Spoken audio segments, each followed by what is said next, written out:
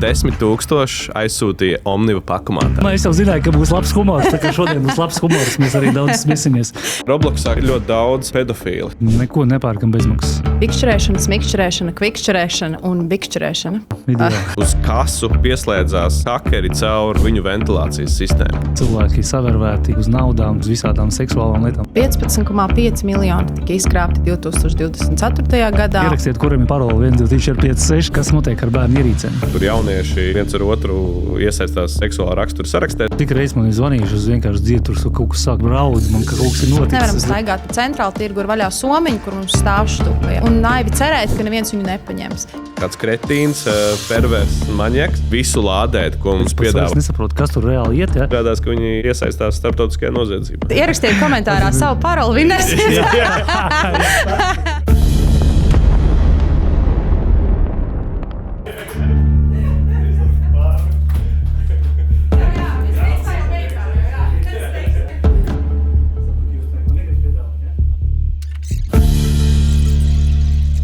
Šodienas tēma ir tavs telefons par tevi zina vairāk nekā tu pats. Cik neaizsargāti mēs patiesībā esam. Ja tu domā, ka tavu telefonu kāds neizseko, tad visticamāk viņš to jau dara. Tavs bērns spēlē nevainīgas spēlītes, dati jau sen ir nosūtīti trešajām pusēm. Tu pieslēdzies publiskam Wi-Fiam, iespējams tagad jau kāds lasa tavu WhatsApp saraksti. Tev liekas, ka es jau neko svarīgu telefonā neturu, tad kāpēc tavi dati jau sen tiek tirgoti melnajā tirgū?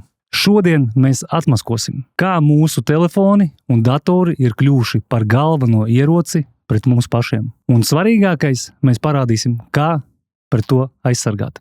Skaties šo podkāstu līdz galam, tu dzirdēsi ļoti vērtīgas lietas. Vai WhatsApps tiešām ir pilnīgi drošs? Vai tu esi pārliecināts par to, ka tavs Wi-Fi, kur tu slēdzies klāt Wi-Fiam, patiešām ir drošs un ka tur netiek novilkti dati? Vai tu zināji īstenībā to, ka Telegrams nemaz nav tik droša aplikācija? Par to visu mēs runāsim šajā podkāstā, tāpēc skaties līdz galam, komentē, iesaisties, kā arī podkāstu laikā būs iespēja laimēt balvas, kā viena no balvām būs Reset 365 programmu, kur mēs dāvināsim mēnesi bezmaksas dalību šajā programmā. Būs jāatbild uz jautājumiem, tāpēc sekojiet līdz jautājumiem, un podkāstu laikā būs jautājumi, uz kuriem atbildot, jūs varēsiet laimēt gan dalību šajā programmā, gan iespējams vēl kaut ko. Tāpēc skatieties šo podkāstu līdz galam. Reset 365 tā ir mentoringa programma, kas palīdzēs tev transformēt sevi ceļā uz saviem mērķiem un uz savu sapņu dzīvi. Linku uz programmu jūs atradīsiet komentāru sadaļā. Un jā, vai tu esi jau piesakojis šim kanālam? Kādam šie jautājumi liksies neērti? Piesako, ja tu to vēl neesi izdarījis. Un starp citu, balvas mēs izlozējam tikai starp sekotājiem. Šodien man viesi divi ļoti atraktīvi, brīvi ar humoru izjūtu apveltīti cilvēki. Dana Ludviga.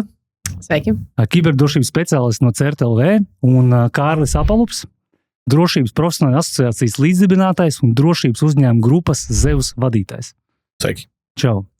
Nu ko tad, kāds šobrīd ir reālākais apdraudējums parastam cilvēkam datu drošībā? Kas ir tāds vislielākais apdraudējums doto brīdi? Es varu atbildēt. Primāri es teiktu, tā ir dažāda veida kiberkrāpniecība. Dažādi veidi mums ir, ja mēs skatāmies valsts valodniecības centrs, ir apstiprinājums ļoti skaists vārdus. Pikšķerēšana, smikšķerēšana, kvikšķerēšana un bikšķerēšana. Ideāli. Valsts valodniecības centra apcēlās. Tā kā šodien būs labs humors, mēs arī daudz smisimies. Varbūt tu zini, kas ir pikšķerēšana? Pikšķerēšana, zakšana kaut kāda varbūt, ja? Tas ir, teiksim, krāpnieki izsūtīts e-pasts tev ar mērķi, tev aicināt ielādēt kaut ko, kas tev var kaitēt, uzklikšķināt uz saites, kas tev var izaugt datus vai izplatīt vīrusu. Kaut ko atsūt ar mērķi attaisīt vaļā un jā, cik un tu tieši caur pastu. Un SMS ir smikšķerēšana, bikšķerēšana ir ar balsību, krāpnieciskiem zvaniem, par to arī daudz un dikti runā, un kvikšķerēšana ir caur kvadrātkodiem. Tā kā, tas ir tāds plašs spektrs, kas skar itin ikvienu, un es domāju, katrs zina kādu, kas ir cietis vai kāds ir rados ar kādu, kas ir šāda veids kiberkrāpniecības. Super, jauns termiņš šodien jau uzzināt bikšķerēšana, kikšķerēšana, pikšķerēšana, mikšķerēšana. Jā, varēs nākamais Ziemassvētkos pieglīts pantiņā skaitīt. Jā, varēs noskaitīt pantiņā. Ideāli, katru gadu, zin kā domāju, laiku vienu to pašu pantiņu skaitīt, ka būs jauns tagad. Super. Nu jā, tātad principā tās lielākās bīstamības, ka tev kaut ko atsūta. Un vai tev piezvana, ja? Jā, tātad ar mērķi tevi apvārdot ar sociālās inženierijas prasmēm, tev likt kaut ko lejupielādēt, tev likt ievadīt savus sensitīvos datus kaut kādā kaitnieciskā vietnē, tādā veidā nozogot naudu, nozogot informāciju, piekļūstot jūsu WhatsApp sarakstē, lasot viņu, pieņemsim, ja, un tā tālāk. Un viņi ir pa dažādām platformām un viss caur. Un tas ir tas, man liekas, visizplatītākā un vienkāršākais veids, ar ko vislielākā bīstamības doto brīdi, ja? Nu, jā, ja tādam privāta personai, jebkuram iedzīvotājam, tad es teiktu, ka jā. Nē, un sanāk, ka cilvēki pavalkās to, ja?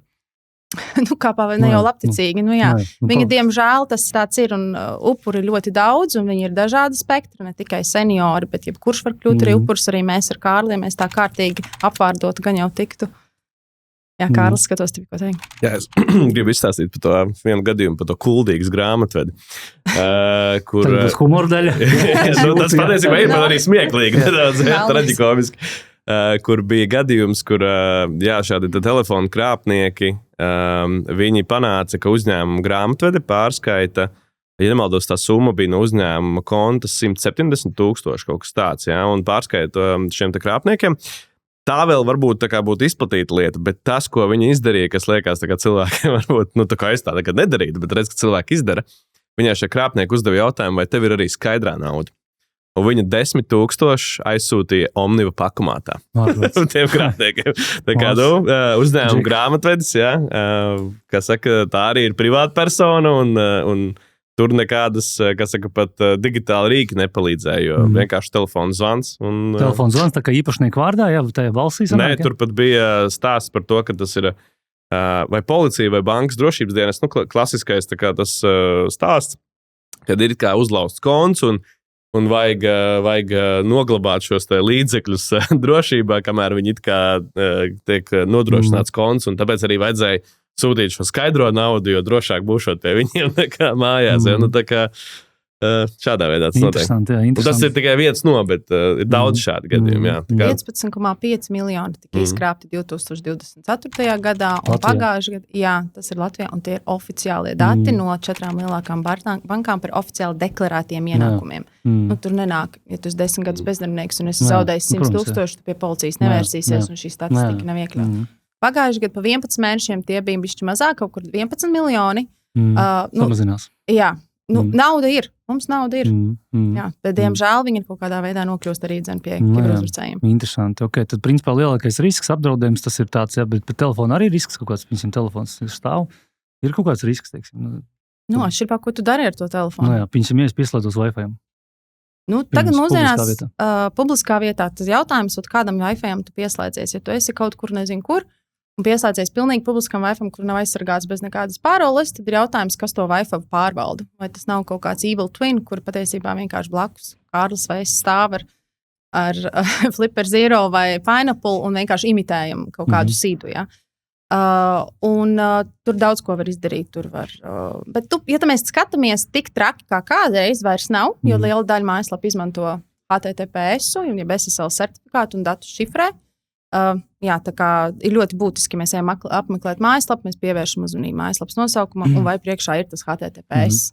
Ko tas dara, ka mēs visu, ko mēs ievedam, visu šifrētā veidā tiek aizsūtīts viņiem. Un mēs kāds cits pa vidu nevar vienkārši tur šiverēties un skatīties. Bet tas nenozīmē, ka nevar būt kāds evil proxy, kas mūs pārsūta uz citu saiti. Mēs gribam iet uz Svetbanku, un mūs pārsūta it kā uz Svetbanku, bet tas ir uzbrucējs Svetbanku, kas visu mūs nozog. Ja? Tā kā, tur viss kaut kas, bet, protams, var redzēt, kur mēs ejam, ko mēs darām. Tā kā izmantojam VPNus vai izmantojam pašu savu DNS serveri, un tad mēs varēsim būt drošāki. Yeah. Visdrošākais, ko darīt pa lielam, ir, mūsdienās tā nav problēma, visiem ir bezlimita internets telefonā. Vienkārši hotspoto no savu telefonu, savam kompītim, Wi-Fi un visdrošākais. Jā, izmantojam mobilos datus, Okay. Jā. Un mēs esam Eiropā. Nepieslēdzies pie savu telefonu. Tieši tā. Jā, un viss ir visdrošākais. Super. Pirmais jau lifehacks, jā. Tad... par to Wi-Fi mēs runājām. Jā, piņsim, tu saki pa Latviju, piņsim aizbrauc uz ārzemēm, kaut kādās vispār trešās pasaules valstīm, jā. Tur ir arī pilns, tu visi grib pieslēties Wi-Fi, un tur dažādas izvēles. Tur šis risks jau lielāks, jā, tur Eiropā jau tas kaut kā kontrolējās, jā, es domāju, tur tādās valstīs mazāk. Vai var slēgties tādiem Wi-Fi lidostās arī klāt?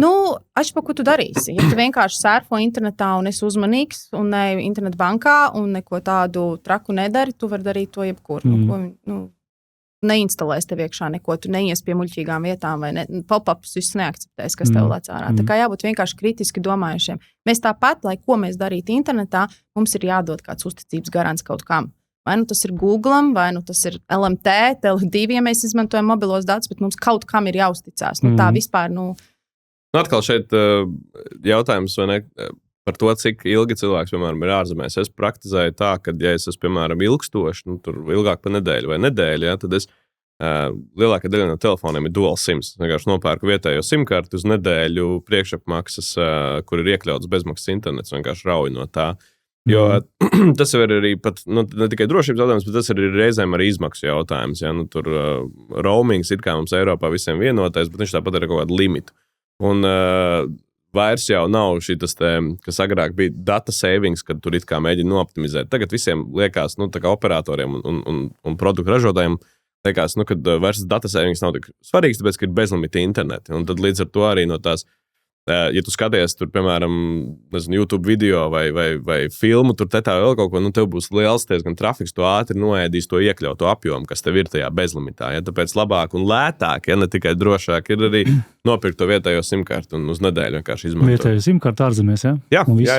Vai arī ir jau arī tie e-simi, kas ir seilīs un vēl viss kaut kas, tā kā tos arī var droši izmantot.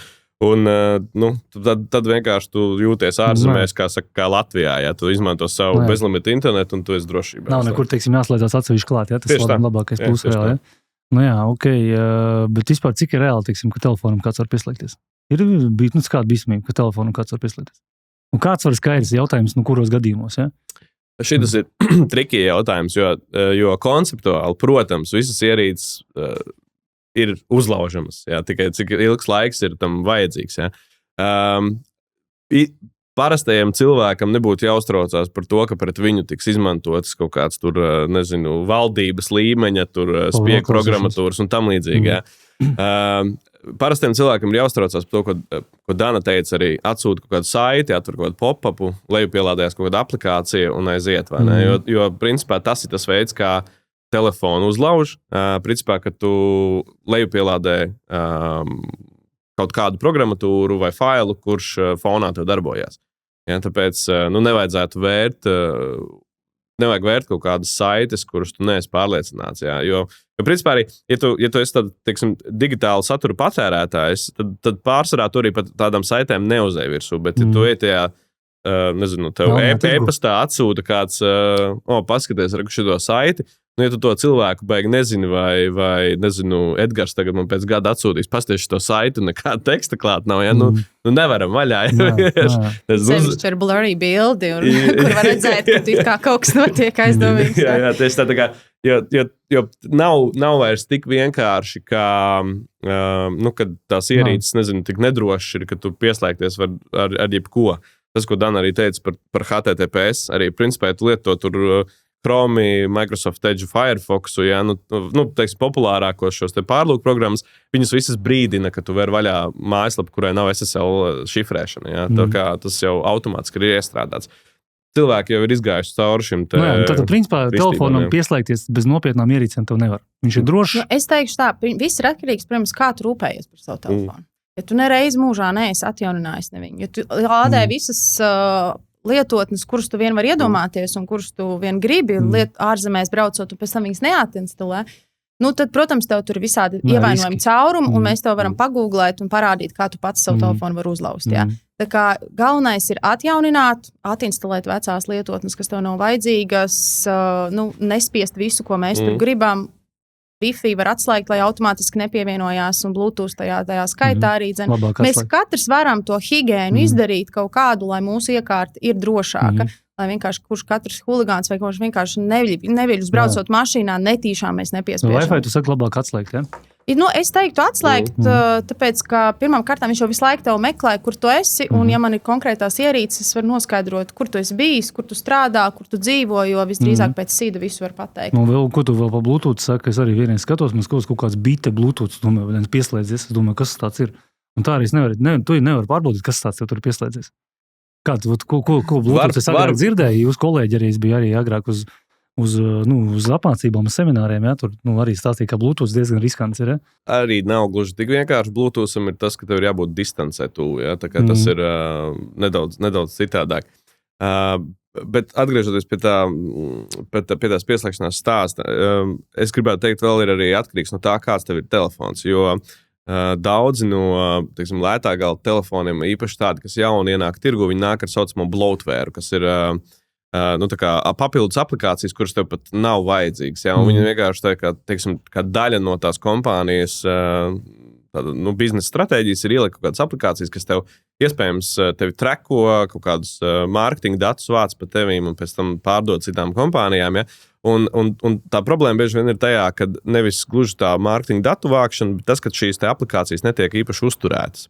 Un tad tas ir tas ceļš, kā tie dati nonāk melnajā tīmeklī vai pat vispārējā tīmeklī, ja kādā kompānijā, jo vienkārši ir aplikācijas, par kurām nerūpējās. Tāpēc arī tas, ko Dan teica, atinstalējam nevajadzīgās aplikācijas, skatāmies, kas mums ir uz telefona, visu lādēt, ko mums piedāvā reklāmās, noteikti nevajag. Jā. Nē, ok. Dan teica par VPN ieslēgt. Ko tas dod VPNs? Viņš ir ieslēgts, nezinu, no kur viņš man uzradies, viņš laika ir ieslēgts, nezinu, kāds ir. Nezinu, ja tu nesakos pēc slēdz to VPN ieslēgts. Nopietni, arī nezinu. Gan jau kāds ir uzstādījis. Arī daļas to vienkārši viņš laika, kur stāv ieslēgts. Neko VPN viņš deg, ja? Ok, viņš tev meklē. Principā VPN viņš ir tā kā šifrēts tunelis, ka tu pieņemsim, ja tev ir kaut kāds VPN providers vai nodrošinātājs, kas tavus datus pārsūtīs, lai mēs neizmantotu, piemēram, tā globālo internetu, bet mēs izmantotu savu tunelīti, kas aiziet, pieņemsim, uz mūsu weblapu. Viņš paņem. Daži VPN izmanto, pieņemsim, lai apietu geolokācijas, pieņemsim. Tur ir saturs pieejams tikai no Vācijas IP adresēm. Es atrodu VPN, kas ir Vācijā, pieslēdzos tam serverim, un priekš mājaslapas es esmu no Vācijas. Ja? Tāpat laikā, viņš sašifrētā veidā nogāda, un neviens nezinās, kas es esmu, no kādas ierīces skatos un ko es meklēju. Tas ir tas, kas varbūt... drošībai tāds nedaudz. Jā, tādam privātumam, ka es varbūt negribu, lai visi zina, kuras eju un kas ir būtisks man šobrīd dzīvē, ko es meklēju.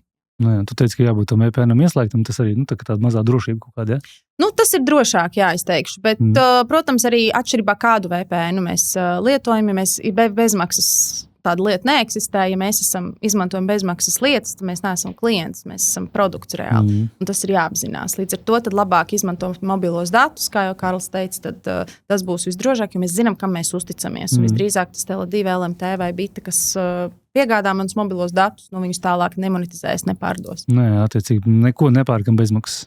Jā, pārsvarā, ja? Skaidrs, ka bezmaksas, lai loģiski, ka tur apakšā kaut kāds stāsts. Ja? Kā man meita tur arī saka, man vajag aplikācijas kaut kādas novilkt. Viņas ir bezmaksas. Es saku, meitī, nevar būt nekas tur bezmaksas, tur apakšā tur tāpat būs kaut kāds maksas, ja, un tā tālāk. Tad tu esi produkts, pārdod tevi. Bet tev kritiski jāizvērtē, kas ir tas, ko tu dod, kas ir tie dati, ko dod, jo galīgi bez datu došanas mēs neko jau nevaram izdarīt. Tas tāds naivi domāt, ka neviens mums nekad neko nezinās. Par bērnu drošību mēs runāsim nedaudz vēlāk, jā, tā arī ļoti aktuāla tēma. Maziņš humors, ja tev vēl ir paroli 1, 2, 3, 4, 5, 6, vai admin, tad laikam šo podcastu skaties no izdzēs datoru. Tā kā parols arī visu laiku ir jāliek, vai ne? Jā, tā vēl joprojām bija pagājuši gadu, un šogad arī, man liekas, viena no izplatītākajām parolēm 1, 2, 3, 4, 5, 6. Admins, man liekas, nebija tas rakava 9. vieta vai 10. 1, 2, 3, 4, 5, 6 populārākā parola. Ierakstiet, kuram ir populārākā parola 1, 2, 3, 4, 5, 6. Uzdevums, ierakstiet komentārā savu parolu, Mēs uztaisām statistiku pēc tam, jā, tieši tā. Pēc tam kaut kur satiksimies, jā. Kas šobrīd, kā jūs prāt, kas ir vājākais posms vispār no visām ierīcēm? Televizors, telefons, dators, portatīvais. Ir kaut kas tāds, kuram ir tāds lielākā? Tas, kas cilvēkam uz pleciem atrodas. Galva, tas ir visvājākais posms. Jo pa lielam starp ierīcēm grūti būtu tā salīdzināt, vai dators, vai telefons, vai viedpulkstenis. Es teiktu vairāk, atkal tas ir stāsts par to, kādu produktu izmanto. Ja tu, teiksim, Temu sūtīsi sev, vislētāko viedpulksteni, kurš pēc tam tev konektējās ar telefonu, kaut kādus veselības datus rauj, es pieļauju, ka tas nebūs pārāk droši. Nevis tāpēc, ka viņš ir obligāti no Temu, bet tāpēc, ka tā lētā cena, viņa ir uz kaut kādu kompromisu tas ir. Un tas visbiežāk ir tieši uz drošības rēķina, jo drošība maksā ļoti lielu naudu, īpaši nozarēs, kur ir jāiet kaut kāda certifikācija, kas ir Eiropā prasīta. Ja? Tāpēc drīzāk šis jautājums. Ja mēs lietojam tur, teiksim, Samsungus, LG, nezinu, tur Apple, tur viss būs vairāk vai mazāk vienādā kārtībā un nebūs jāuztraucās par to. Tikai update. Principā atjauninājumi, galvenais, lai tev viss ir. Tā ir updates, kā saka, attīri savu galvu ik pa laikam. Es varbūt var papildināt, ka es piekrītu pilnīgi, kā saka, tas ir cilvēka galva, bet no otras puses tas ir tā ierīce, par kuru mēs aizmirstam, par kuru mēs nerūpējamies. Jo parasti par kiberdrošību runā, tāpat kā tu saki, telefons, dators, televizors. Ar to mums aprobežojas tās lietas, par kurām mēs domājam par kiberdrošību. Jā, ir vietpūkstens. Bērniem Nintendo vai vēl kaut kādas ierīces. Viedais mūsu novērošanas kameras, kuras pieslēgts internetam. Saules paneļi, apkuras katli. Viss, kas ir eksponēts tīklā, proti, kas ir pieslēgts mūsu Wi-Fi, tas viss ir uzlaužams. Un ja mums visos skaisti stāv mūsu mājas bezmaksas tīklā, tad es varu pat tur pašiverēties, sākt ielīst tavā kafijas aparātā un no aparāta uz telefonu, no telefona uz LG un tā tālāk. Tā kā tas, par kuru mēs piemirstam, tas ir tas vistrakākais. Un līdz ar to mums būtu reiz pa reizei tāda globālā tīrīšana, ja ideāli visi klausītāji pēc šī podkāsta padomātu, kas ir tas, ko es izmantoju un kas ir tas, ko es esmu aizmirsis. Un pavisam pilnīgi... Jā, un pieietu, atjauninājumu veiktu, saprast, varbūt vispār viņš man nav vajadzīgs vairāk un atslēgt. Un tas jau būtu. Tā tīrīšana ik pa laikam uztaisīt, tas man liekas baigi svarīgi ik pa laikam uztaisīt. Ja drīkst šeit piebilst, tad viens no tādiem skaļākajiem piemēriem šajā gadījumā, kad nevis tās primārās ierīces ir tās, kas nopludina datus, bet tās, kuras mēs aizmirstam, bija Targeta stāsts Amerikā, kas Targets ir tā kā, Amerikas Maxima, teiksim, jā, un viņiem uz kasu, uz POS sistēmu pieslēdzās hakeri caur viņu ventilācijas sistēmu. Un tas ir, jo ventilācijas sistēmai bija trešās puses piedāvāts risinājums, un tas tika uzlauzts, bet par cik viņš bija iekšējā tīklā, tad, protams, tā vienkārši tā, kas saka, pārleca no vienas sistēmas uz otru, un tur bija ļoti lielas summas, man liekas, ka pie pat vairākiem 10 miljonu, kas tika pēc tam no šīm kredītkartēm novilkts, tāpēc, kad bija ilgstoši sēdējuši uz Targeta POS sistēmām. Tā kā nedrīkst aizmirst par citām sistēmām, kas ir arī visi gudrie leduskapi, kas tev pasūta produkts, kā saka. Mašīnai var, teiksim, pieslēdzies tam Bluetootham mašīnai, teiksim, tas arī kaut kāds risks ir, mašīnai, ka atšķirīgi, ja tu viņu atjaunini un tu sako līdzi, tad, protams, tas risks ir mazāks. Un es teiktu, ka, ja mums ir pirmā lieta, kā tu teici pirmajā jautājumā, ir krāpniecība, kas skaritina visus, tad otrais teiktu ir šīs ievainojamības. Tas, ka mēs neatjauninam visu. Es arī atzīšos, ir bijis reizes, kad es braucu, izmantoju veizu un man saka, programmas atjauninājums ir ieejams. Protams, es aizbraukšu mājās un tad pēc 20 minūtēm vai stundas viņu atjaunināšu. Un galvenais to neatlikt ir uz mēnešiem pāris. Jo tad var ātri. Principā tie atjauninājumi ir obligāti jādara, Jā. Ok. Tātad, principā vājākais posms nav viss, ja tu vienkārši seko līdzi, teiksim, attīri visu laiku, principā viss ierīces šobrīd ir, principā pietiekoši labi aizsargāts, Kam vēl cilvēkam jāpievērš uzmanība fiziskā vidē, aiz monitoriem, uzlādēs viesu izmantotajos pieslēgumos, kas tādas būtiskākās lietas?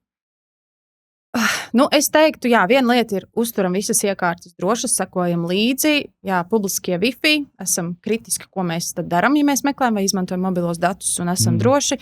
Publiskās uzlādes nespraužam. Ja mums ir savs lādētājs, tad viss ir fine, elektrības rozetē mēs viņu spraužam, bet ja mums ir publiskās tur uzlādes, mēs nezinām, kas ir otrā galā, un uzbrucēji ar tāpat kā QR kodus mēdz izlīmēt visur, kur tāpat arī var ielikt šos kā viltus uzlādes. Kas vēl tāds būtisks ir? Sakojam līdzi, ko mēs bakstam, ko mēs varam vaļā. Kas pie tādām fiziskām drošībām varbūt tevi kaut kādā ir, patiesībā tādi vairāki mazi kaut kādi nianses, piemēram, kaut tā tik vienkārši, ja uzņēmēji šo klausās, nopērkat sev uzņēmumā printeri. Kāpēc? Tāpēc, ka jūsu darbiniekiem, ja nebūs printers pieejams, tad viņi ies uz CopyPro. Un aiziet kādreiz jūs uz CopyPro, atverat to lejupielāžu folderu, jūs redzēsiet visu uzņēmumu rēķinus, iekšējos dokumentus, personāla saraksts, un šitā ir tik vienkārši lieta, bet viņa var radīt ļoti liels riskus, vai ne? Tāpēc, printers reizēm izglābi, tas jums ir uzņēmumā. Tad, protams, cilvēkiem parastajiem noteikti, kad ceļojat, aizbraucat kādu viesnīcu, ieslēdzat YouTube, jūs redzat, tur ir atvērtais jau konts, piemēram, vai ne? Es varu caur šo kontu, kurš cits cilvēks saglabājas, pastīties, kādu viņam tur, piemēram, vēsturi, ko viņš skatās, vai ne, un tam līdzīgi. Vienmēr vajag atcerēties, ka, ja jūs braucat uz kaut kādām ārvalstīm, tad neizmantot savus privātos kontus kaut kādos publiskajās iekārtās. Es priekš tā vienmēr, man ir, teiksim, atsevišķs mārketinga e-pasts, ko es tur Mego lojalitātes kartēm un Maksimas lojalitātes kartēm izmantoju, ja man tur ir kaut kāds, kur man nāk viss spams. Tāpat arī uz ārzemēm, ja jūs braucat un uztaisat kaut kādu atsevišķu YouTube kontu, ko jūs varat, ja aizmirst, tad jums pa lielam vienalga, ka jūs viņu izmantojat ceļojumā, lai paskatītos kaut kādu mūziku vai filmu. Ja. Daudz šādas mazas lietas patiesībā ir, bet tā uzskaitīt visu laiku. Es ļoti izmantoju, kad es aizēju kaut kuru bookingā un es redzu, ka kāds ir savā Disney vai Netflix kontā ielogojis. Es ļoti priecīgi esmu, tad metu ārā viņu paši, jo viņš pa daudz iekārtas vienlaicīgi pieslēgšies. Ka tur palicis atvērts arī, teiksim, tas tur ir palicis atvērts un tur ir arī limits, cik vienlaicīgi iekārtas var skatīties. Jā, un citreiz ir tā, ka kāds ir jāmet ārā. Tad jautājums, kurš ātrāk nospiež pogu.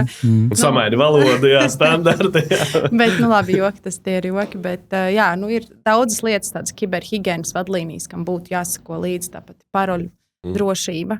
Tā kā tu minēji, 1, 2, 3, 4, 5, 6, vai mēs... Plus mīnus paroli normāli vai grāvi. Jā, paroli ir jābūt katram savai unikālai un ideāli ar tevi nekādā veidā neasociējās viņa, ja tas nav tavs uzvārds 2026, ja. Un ideāli mums arī šī 2-faktora autentifikācija, tā otrs veids, kā mēs varam sevi autentificēt, jā, vai kaut kāds paskīs, jā, ideāli mums ir. Kas ir tāds paroļi, kas savāc tās paroles, lai to piedāvā, tas ir droši? Paroļu pārvaldnieki, tas ir okay, ja? Jā, tas ir super, jo viņš ģenerē ļoti garu, un viņš pārvalda tavas paroles, un viņas sašifrētā veidā viņas tev pazūd kaut kur, teiksim, tur neviens nevar pieslēgt. Es laiku liekas ārprāts. Es tur visu laiku, jā, es domāju, bet tās paroles ir kaut kur sakrājas, sanāk vienā vietā sakrāja visu paroles. Ja tu saglabā savā internetu pārlūku programmā, tad tas gan nav droši. Tad tā nedari. Bet ja tev ir paroļu pārvaldnieks, tad jā. Apple, man liekas, ir kaut kāds tur. Jā, savs. Tad, viņam ir savs. Jā, tā kā ideālā gadījumā, ja mums ir kaut kādi vairāki faktori, kurus mēs izmantojam, un uz to arī paļaujamies. Reset 365. Tu neesi slings, tu vienkārši dzīvo bez sistēmas. Tu zini, ko vēlies, tu jūti, ka vari vairāk, bet dzīve atkārtojas visu laiku pa apli. Sāc, iedvesmojies, apstājies. Atkal un atkal. Problēma nav tevī. Problēma ir tajā, ka motivācija pazūd. Reset 365 tā ir 12 mēnešu transformācijas sistēma, kas pārvērš skaidrību reālā rīcībā un potenciālu izmērāmos rezultātos. Kas notiek programmā? Ikmēneša mentoringa darba grupa ar manīm un konkrēti atbild uz konkrētiem dzīvē svarīgiem jautājumiem. Viens jaudīgs eksperts katru mēnesi par dažādām tēmām – biznesa, psiholoģija, veselība, attiecības, identitāte, praktiski uzdevumi un rīki, ko uzreiz integrēt savā ikdienā, mastermind grupas un atskaites, kas notur disciplīnu, ikdienas atbalsts un atgādinājuma sistēmas, kad motivācija vienkārši pazūd, kā arī spēcīga kopiena, kas tur tevi atbildīgu. Un īpaši VIP dalībniekiem ikmēneša klātienes sesijas Rīgā, ļoti jaudīgā, transformējošā un ļoti spēcīgā vietā, darbs ar nervu sistēmu, identitāti un zemapziņu, dziļas transformācijas prakses, kas palīdzēs tev pārslēgties savā jaunajā identitātē. Pievienojoties Reset 365 programmai, tu iegūsti nevis motivāciju, bet reālu rezultātu. Tu iegūsti skaidru virzienu un mērķus, kuri ir reāli izpildāmi. Tu iegūsi ikdienas struktūru, kas strādā arī tad, kad negribas. Tu iegūsi disciplīnu bez sevis laušanas. Tu iegūsi spēju pabeigt iesākto, kas ir viena no svarīgākajām lietām, es uzskatu. Emocionāla stabilitāte un fokus uz to, kas tev ir svarīgs. Reāli progresu darbā, biznesā, finansēs un attiecībās, ja mēs skatāmies ilgtermiņā, kā arī vidi, kas notur uz atbildību, kā arī jaunu identitāti cilvēku, kurš izdara. Tu vairs nemēģini kļūt par savu labāko versiju. Tu dzīvo kā tā versija. Piesakies. Reset 365 programma ir tieši balstīta uz ilgtermiņu, kur mēs gada laikā ejam cauri visām dzīves sfērām, strādājam ar mērķiem, koncentrējamies uz saviem patiesajiem mērķiem un ņemam nost savus nepatiesos mērķus. Jo mūsu princips ir tāds, ka mērķis tā ir organiska sistēma, kur mēs strādājam, tas ir ceļvedis, kur mēs laiku slīpējam un virzamies uz arvien saviem patiesajiem mērķiem. Ja tu vēlies transformēt sevi un izveidot savu dzīves veiksmīgāko gadu, piesakies šai programmai jau tagad, jo programma ir veidot tā, ka tu vari pieslēgties jebkurā brīdī un strādāt kopā ar grupu. Te es gribu pateikt, ka šī ir viena no tādām ļoti populārām problēmām, jo tāds mans pro bono aktivitāte ik pa laikam ir kādam cilvēkam palīdzēt atgūt Facebook kontu, kas ir aizgājis. Un vienmēr, gandrīz vienmēr tā problēma ir tajā, kad vienkārši nav otrā faktora. Un lai cilvēki tā kā vienkārši saprastu, ko tas nozīmē, jūs slēdzoties iekšā, piemēram, tur internetbankā izmantojot Smart ID.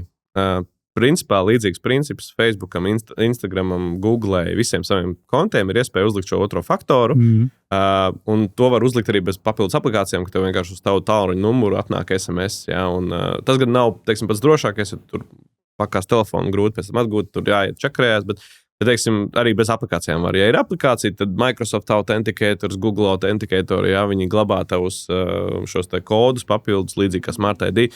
Un tad, kad tu to vienu reizi ielogosies savā jaunajā profilā, nu tad tev to vienu reizi paprasīs. Un tev nebūs ikdienā tas baigais nekāds čakars. Bet tam potenciālajam zaglim, ja viņš būs pat dabūjis tavu paroli, tavu e-pastu, viņš nevarēs ieiet bez tava tā vienreizējā koda, kurš visu laiku pa 60 sekundēm mainās. Kas nozīmē, ka tev, pat ja tu atverot kaut kādu kreiso lapu, sapratīs, bāc, tev tomēr ievadīja tos datus. Tavs kods pēc 60 sekundēm nomainīsies, viņi nepaspēs pieslēgties tam feisītam. Labākajā gadījumā, protams, bet tas ir papildus. Jā. Tas pats attiecas arī uz tavām viedierīcēm, kas ir mājās, kad tu iegādājies šo viedierīci. Visdrīzāk tu esi viņu iegādājies ar savām noklusējumu parolēm. Admin, 123, 123. Un viņas ir publiskas, līdz ar to viņi zināms ir ikvienam, kas to preci iegādājas vai grasās iegādāties, kā arī uzbrucējiem. Un jums nav ne jausmas, cik daudz ļoti liela mēroga un šausmīgi kiberuzbrukumi ir vienkārši tik triviāli veikti, ka vienkārši cilvēks noskaidro, pamana vai vienkārši zina vai noskaidro, kāda veida iekārtu jūs izmantojat un izmanto šīs noklusējuma paroles. Tāpat apkurs katliem. Uzbrukums apkurs katlām, vienkārši noklusējuma paroles ieliekam, uzmaucam uz maksimumu un uzņēmums nodeg. Ja? Šausmīgi un elementāri tāpat laikā. Ja? Tā kā vienkārši nomainam tām viedierīcēm to noklusējumu paroli, un jau mēs būsim daudz drošāki nekā bijām pirms tam. Piemēram, rūteriem arī tur ir parolīts aizmugurē. Ja? Un sanāk, ja kāds to paroli zina, rūterim to Wi-Fi paroli sanāk, ka viņš zina to paroli, viņš caur Wi-Fi var principā čekot, teiksim, kas man notiek telefonā. Pareizi? Viņš var pieslēgt savas iekārtas, kaut kādas, tur visu kaut ko var izdarīt. Jā.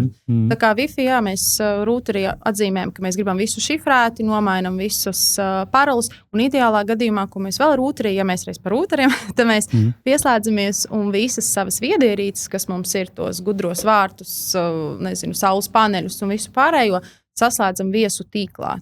Sarežģīti varbūt izklausās, bet principā mēs aizējam uz rūteru, pagliežam dibenu, tur piekļuvs dati, viņiem viss nav nomainīti. Ja?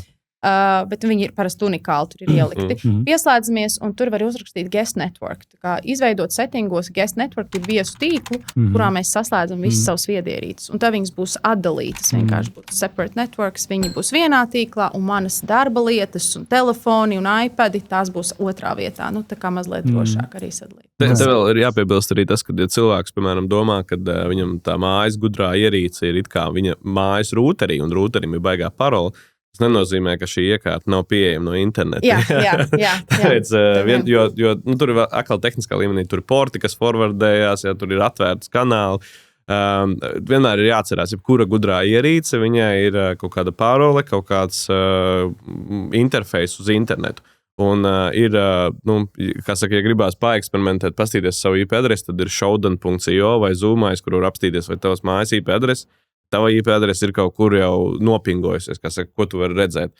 Un ir viens anekdotisks gadījums. Nozīmē nopingojusies, ka tava IP adrese kaut kur kāds ir slēdzies, kaut kur papildus klāt. Teiksim, Showdowns un Zoomais, tas ir tā kā Google priekš lietu internetu. Un viņi indeksē iekārtas, kas internetā ir principā vienkārši liela tāda robota, viņi skenē internetu, skenē IP adrešu šos diapazonus un skatās, vai tajās IP adresēs ir kaut kādas iekārtas. Un, ja tās iekārtas ir publiskas, tad viņi vienkārši tajā sarakstiņā ieliek.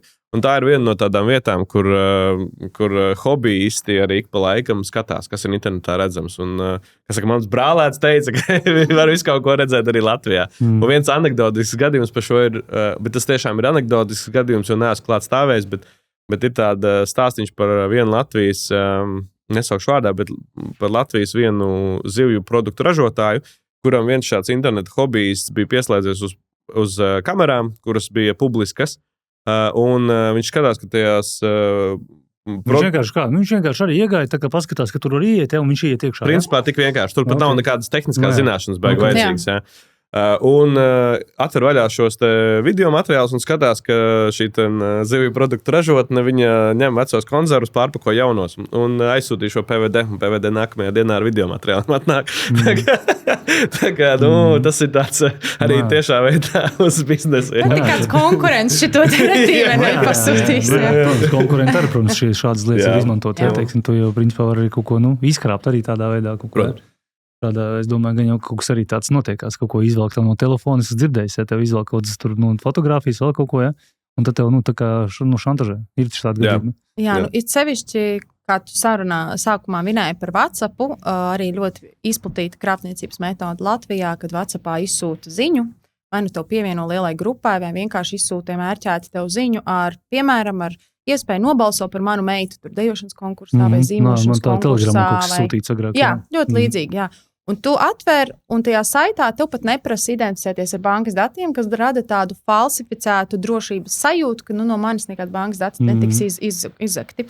Un tev liek vienkārši identificēties ar kodu, kur tev atsūtīs uz WhatsApp, lai it kā pierādītu, ka tu esi viens un tu konkrēti šo balsi atdod, lai nevarētu katrs saspaidīt. Ja?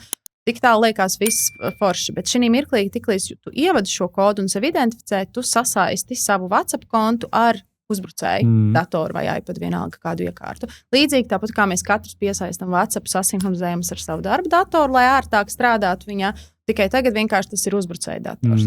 Un tad ir, tur ir viss pilnīgi jūrā, visi faili, visas sarakstes, tu vari veikt saraksti viņa vārdā, tu vari saņemt failus, tu apstīties kāds bildītis, tu vari kaut ko pašantažēt, tu vari izsūtīt dēlam vai māsai vai sievai kaut ko. Tā kā ļoti vienkārši. Liels risks, es domāju, tieši bērniem, man liekas, tieši testē. Es teiktu arī pieaugušajiem. Jūs varat apskatīt, tu vari apskatīties, varbūt tev ir kāds. Tu aizies uz settingiem, pastāst sasaistītās ierīces. Cik tev tur ir? Pastīšos līdz. Un apstāties, varbūt tu vispār. Tās Edgars pārtrauks. Vistrākākais ir tas, ka es pasaku tā un saku, man sievas dators te ir klāts. Kad makšķirnieku sarakstē nevar teikt. Jā, tev viens ir Google Chrome tikai tavā MacBookā. Ok, tev viss kārtīgā. Visdrīzāk tu MacBook izmanto un tas ir tavs, jā. Es vispār nesen tikai to sāku pieslēgties, es arī nekur nelinkoju. Tas nozīmē, jebkurš, kas to MacBook attaisīs, aizies uz web WhatsApp, viņam uzreiz būs tava sarakstī. Un citreiz mēs aizējam ciemos, aizmirstam, tur atvienot, atsaistīt un tā tālāk. Tur varbūt arī, protams, uzbrucēji. Katrs tur pārbaudīt, ja tur ir labāk šitās linkošanas vispār netaisīt. Nē, tu vari sataisīt, viss kārtībā, vienkārši pēc tam atsaist nost. Tā jau nav slikti liekt. Bet man liekas par šitām grupām, kad aicina tur visādās grupās. Meitai skatos, viņa tur visādas jaunas grupas nāk, viņa pat nezina, kas tur pa grupām, zina kā bērns. Viņš jau grib tajās grupās, es skatos, tur pusgrupas vispār nespēlē, kas tās pa grupām. Tur arī ir iestatījumi WhatsAppā, es teiktu, tādas 5 top lietas, ko katrs var izdarīt. 5 lietas, ko nekad... ko var izdarīt WhatsApp? Konkrēti, ja mēs lietam pa WhatsApp. Super. Pirmā lieta, aizējam pastamies sasaistītās ierīces, un ja mums tur ir kaut kāds sarakstīņš aizdomīgs, metam visu nost. Tad, ja būs uzbrucējs pieslēdzies, viņš vienkārši mēs viņu izmetīsim ārā.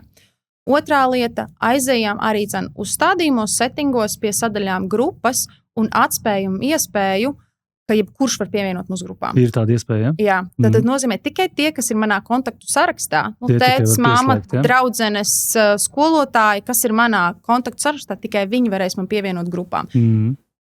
Ļoša no kaimiņu mājas nevarēs to izdarīt. Super, tā laba lieta. Tā ir ļoti būtiska lieta. Trešā lieta, kas arī zina, kā izmanto WhatsApp un šīs telegrams signāls krāpniecībā, ir tad, kad jums nosūta bildi WhatsAppā vai dokumentu, jums viņa automātiski saglabājas galerijā. Tas nozīmē, es jums aizsūtu vīrusu, viņš automātiski jums saglabājas, es jums tur viņu jūsu laika jautājums, ka jūs viņu uzspiežat, vai nu ir 0 klika. Un šo arī var atspējot. Jā, man viņš patīk šausmīgi, jo arī tava atmiņa viņš savā ziņā. Jā, pat bišķi viņa saglabā, jo kaut gan WhatsAppā tāpat saviem atmiņa arī veidojās. Tieši tā. Un ja man atsūtīt sevišķi, mammas man sapratīs, WhatsApp sarakstē, vecāku sarakstē atsūta 100 bildes no ekskursijas, kurā nevienā bildē tavs bērns nav, ja? Un tev ir piedarazota galerija, ja? Tad arī šeit ir iespēja zem uzstādījumiem uzrakstīt, ka automātiski bildes vai dokumentus tev neielādēs. tur ir mazliet āķīgi, tur jāķeksē visus iespējas. Vai tu izmanto mobilos datus, Wi-Fi vai kaut kādu LANu, tad attiecīgi pie katra atķeksē, ka tu negribi, lai tev ielādē automātiski. Super vērtīgi. Tas nozīmē, ka tev atnāks tās bildītes, bet viņas atnāks ar bultiņu. Tad tu varēsi izvēlēties, man vajag to drāzu vai man nevajag to drāzu. Okay. Tad tas arī ir viens tāds variants. Un pēktā lieta ir tā pati divfaktora autentifikācija. Tas nenozīmē, ka katru reizi, kad mēs iesim WhatsAppā, mums tur vajadzēs to otru norādīt. Bet, kad mēs sasinhronizēsim tās iekārtas un gribēsim pie savas citas iekārtas pieslēgt to WhatsApp, tad viņš mums paprasīs, pārbaudīs. Un, ja gadījumā atkal mēs netīšām uzklikšķinam uz kaut kā, tad vienkārši uzbrucējs otrā garā būs ar garu muti, jo viņam vajadzīgs tas tavs otrs faktors, tas ciparu kombinācija, kā Kārlis teica, kurš darīgi ir īsu laiku. Ļoti vērtīgi. Padalieties komentāros. Neko nemaksā pilnīgi for free. Ja kādam bija noderīgi, ierakstiet plusiņu, ja bija noderīgs šis padoms. Man liekas, ļoti noderīgs padoms. Es pats priekš sevi, kaut kādas lietas jau es zināju, bet kaut kādas lietas ļoti svarīgi ir turklāt, tur bērnam paskatīties, kur tu nezini, kas tur visu laiku notiekās vispār, tas baigi svarīgi. Neielēs. Man liekas, vispār nevajag linkot neko kopā. Man liekas, jo mazāk linko, jo labāk. Tas ir kā kuram. Kā kuram tas ir ērtāk. Ja ir, daudziem ir, piemēram, ar to mazo ekrānu, nav vērts strādāt. Sevišķi vecākiem cilvēkiem, viņiem forši viņi salinko ar savu datoru un viss. Bet, esam prātīgi, ko mēs linkojam, ko mēs skenējam, kādus QR kodus. Ja jums šis informācija materiāls ir vērtīgs, tad piesakojiet šim kanālam. Šis nav Netflix, tas ir tavs izaugsmes Wi-Fi. Piesakojiet mums, tas mums palīdz attīstīties un aicināt šādus harizmātiskus, gudrus viesus, kas iedod tiešām ļoti vērtīgus ieteikumus. Tā kā paldies jums par ieteikumiem. Varbūt, kas ir šobrīd, varbūt tās 5 lietas, ko jūs ieteiko nekad nedarīt savu telefonu vai datoru? Varat kopā samiksēt? Neatstāt ieslēgtu, atvērtu. Tā ir viena lieta. Iepriekš par to fizisko runāju. Daudziem cilvēkiem patīk kafejnīcās strādāt, piemēram. Ļoti daudz strādā kafejnīcās. Vai ne? Nopērkat to privātumu uzlīmi, kas ir tas filtrs, vienkārši tāds, ko no leņķa nevar redzēt to ekrānu. Tas ir viens tāds. Okay. Jo ļoti daudz var patiesībā redzēt par cilvēkiem, ja viņi atstāja vaļā. Otrs arī, kaut tajā, tur aiziesi ofisā, paķert kafiju, atnāks atpakaļ, atceries nolokot savu ekrānu. Neatstāja atvērt vaļā, jo tāpēc, ka, principā, jebkurš cilvēks atkal var redzēt, var pieiet, kaut ko izdarīt tā lietā un tam līdzīgi, ja. Trešais, protams, ir, neatstāja savu telefonu vienkārši uz galda, ja, kā daudziem turistiem patīk ļoti. Tas ir atstāt uz galda, ja, pusdienojot un ielas pusē, ja. Tas ir populārākā zādzība Dienvidē Eiropā, Rietumē Eiropā ir tieši šādā veidā, ka tu vienkārši atstāji uz galda un skrien garām, paķer aizskrien projām. Jā. Tāpēc, tā ir tāda lieka uzmanības piesaistīšana. Tagad ir atkal atgriezušās tās fātersomiņas, ja tās viņas sauc par fannypack, ja nopērka tādu ceļojumiem, lieka telefonu visu laiku tur iekšā. Tas būs visdrošākais veids, kā jūs neapzaks. Ja. No tādas kiberpuses atkal, ko noteikti nevajag darīt ar telefonu, ar datoru, nedalāties varbūt baigi kolēģu vidū arī ar savām ierīcēm, jo jūs nekad nezināt, ko viņi darīs un tam līdzīgi. Un arī saviem bērniem, ja jūs, teiksim, pērkat, vai gribat dot piekļuvi savam datoram, atcerieties, ka jūsu darba dators nav tā kā jūs, piemēram, mājas dators, kur jūs varat dot saviem bērniem. Ja? Tāpēc arī vajag nodalīt kaut kad šīs iekārtas, jo bērni atkal viņi tur kaut kāds spēlīts, varbūt spēlē vēl kaut ko tam līdzīgi. Kas visticamāk pēc uzņēmuma politikas nebūs ok. Jā, tāpēc darba dators darba lietām, privātais dators privātām lietām. Ja jums ir savs privātais dators arī darba lietām, tad nopērkat bērnam atsevišķu datoru. Nemaksā viņu vairs tik dārgi. Jā. Kaut kāds tāds, man liekas, ātrais tāds check-ups. Nezinu, Dana, tev? Jā, es pilnībā piekrītu. Es teiktu, vistrakākais tas, ka mēs vienkārši domājam, ka kāds par mūsu drošību parūpēsies. Ka mums liekas, ka, mēs esam nopirkuši labāko iPhone vai labāko iekārtu, viss, tagad es esmu drošs. Tā ir tā lieta, par ko mēs principā nedomājam. Nedomā līdz vienam brīdim, kamēr tu kaut kas notiek. Un labi, ja pēc tam vēl padomā, jā. Bet, tā kā es teiktu, ka vienkārši parūpēties un kritiski domāt, ka ja es par sevi nepadomāšu, tad neviens cits arī uz mani neskries un nedomās par mani. Tas tā kā, ja mēs nevaram staigāt pa centrālu tirgu ar vaļā somiņu, kur mums stāv štuka eiro, ja. Tā nebūs. Un naivi cerēt, ka neviens viņu nepaņems. mēs neesam tik īpaši, liela daļa ir automatizēta uzbrukumu, un vienkārši kaut kādā momentā viņi tev pamanīs un veiks šo uzbrukumu. Nē, automatizēts, kas ir vienkārši izsūtīt, un tad skatās, kur ir iespēja, cik ielien iekšā, ja, un tā kā tos datus novelk nost. Jā, automatizēti meklē ievainojumības, ja tu neatjaunini savas iekārtas. Jā, automatizēti meklē tos pikšķerēšanas uzbrukumus, izsūta viss daudz un dažādi veidi. Tā kā es teiktu, aizmirst par to iekārtu un vai domāt, ka kāds cits par viņu parūpēsies, tā ir viss trakākā tā kļūda. Un arī tad, ja kaut kas notiek, domāt, ka tas pats par sevi atrisināsies, arī ir pilnīgi aplami. Jo ilgāk mēs gaidīsim, jo sāpīgāk būs pēc tam tā atkopšanās. Tā kā jārēģē uzreiz. Viena lieta, ko mēs neesam pieminējuši, bet šis ir svarīgi, jo līdz tam jau parasti tas aiziet. Es to piekopju, un tas man ir patiesībā pat izglābis mani, kurš ir tāds, teiksim, drošības apzinīgs cilvēks. Ja? Man arī ir bijis, kad no rīta pamostos un pēkšņi man no konta ir novilkt naudu Netflixam, kaut gan es Netflix vispār nelietoju. Un tad uzrakstot Netflix supportam, atklājās, ka Ekvadorā kāds paņēmis. Ja? Un tas, ko es vienkārši pielietoju kā praksi, man ir Swedbank zelta kredītkarte, tieši nevis debetkarte. Un caur šo zelta karti to es piesaistu visiem digitālajiem maksājumiem. Un, ja man tur kaut kāda nauda arī aiziet, tad man tur vispār nekas gan virsū nestāv. Jo, principā, ir tā, ka tā nav mana nauda, tā ir tā kā bankas kredītlīnija, ko es izmantoju. Bet es viņu varu droši izmantot visiem maksājumiem, pieksim, tur pirkt bookings un tam līdzīgi, jo man ir arī benefits, jo man apdrošinās uzreiz tas viss. Bet, ja man kaut kas pazūd, tad no turienes, tad nezinu, tad tas ir maksimums 50 eiro, ko tur var novilkt, jo vienkārši es uz ierobežojumu uzlicis un man ir viegli nomainīt karti, kur man ir piesaistīta tikai digitālajiem maksājumiem. Man alga nāk uz citu karti un tam līdzīgi. Tas ir tāds noteikti viena lieta, ko es iesaku. Atsevišķu karti, kur tu principā uzliec kaut kādu naudu, vai šādā tavā gadījumā kredītkarti, kur tu principā vienkārši šos lietas, tos automātiskos maksājumus maksā kaut kur. Ja? Es tādu kartu arī uztaisīju jau daudz gadus atpakaļ reāli, bet tu baigi labo lietu tagad pateici. Šie automātiskie maksājumi arī tur nesen skatos, pirms jau no gadu skatos, vienkārši nebija skatījies. Tas pats saprot, kaut ko esmu pieslēdzis, pats vairs nesaprotu, kas tur reāli iet, ja? Kā šito atsekot, tu saki, ka tev bija no Ekvadoras, kā tas vispār gadījās? Nav jausmas, kāds gadījās, es domāju, kaut kur neveiksmīgi bija izmantojis savu karti vienkārši pie kādu no maksājumu vietām, jo arī visi kas ir, teiksim, tur publisko transporta, tur NFC nolasītāji un tam līdzīgi, tur es vienmēr izmantoju šo otro karti. Jo teiksim, tā karte, kur man nāk, tā kā man nauda, ja, tā man stāv vispār bez izmantošanas. Ja. Viņi vienkārši tur stāv, ja man vajag kaut kādā dienā izņemt, piemēram, skaidrā. Ja. Bet, principā tas, kā tu vari, teiksim, atsekot, vai tev kaut kas nav noņemts, tu pasties, protams, savu bankas pārskatu. Es uzrakstīju, kā es uzzināju par Ekvadoru, jo es uzrakstīju vienkārši Netflix supportam. Tā kā, kas notiek, no kurienes. Bet Netflix jau te var nedos tur to visu ceļu, kā tur no kurienes, kāda IP adrese, kur tur kas. Jā. Tas ir, tu neuzzināsi bieži vien pat, kur tu esi pazaudējis tos datus. Bet veids, kā pasargāt, šis ir, jā.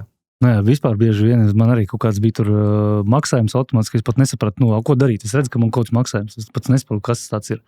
Ko man darīt? Ar bankai rakstīt? Jā, banka ir tā, kas var atcelt vienīgā, jā, principā. Bet man nav bijis tāda saskarsme ar banku, kad man būtu jāraksta atcelt automātisko, jo tajā reizē es vienkārši karti nomainīju. Es redzu, ka man kaut kāds Ekvadora ir piemalts. Tas nozīmē, ka viņiem jau ir kartes dati, tad es vienkārši nomainu karti.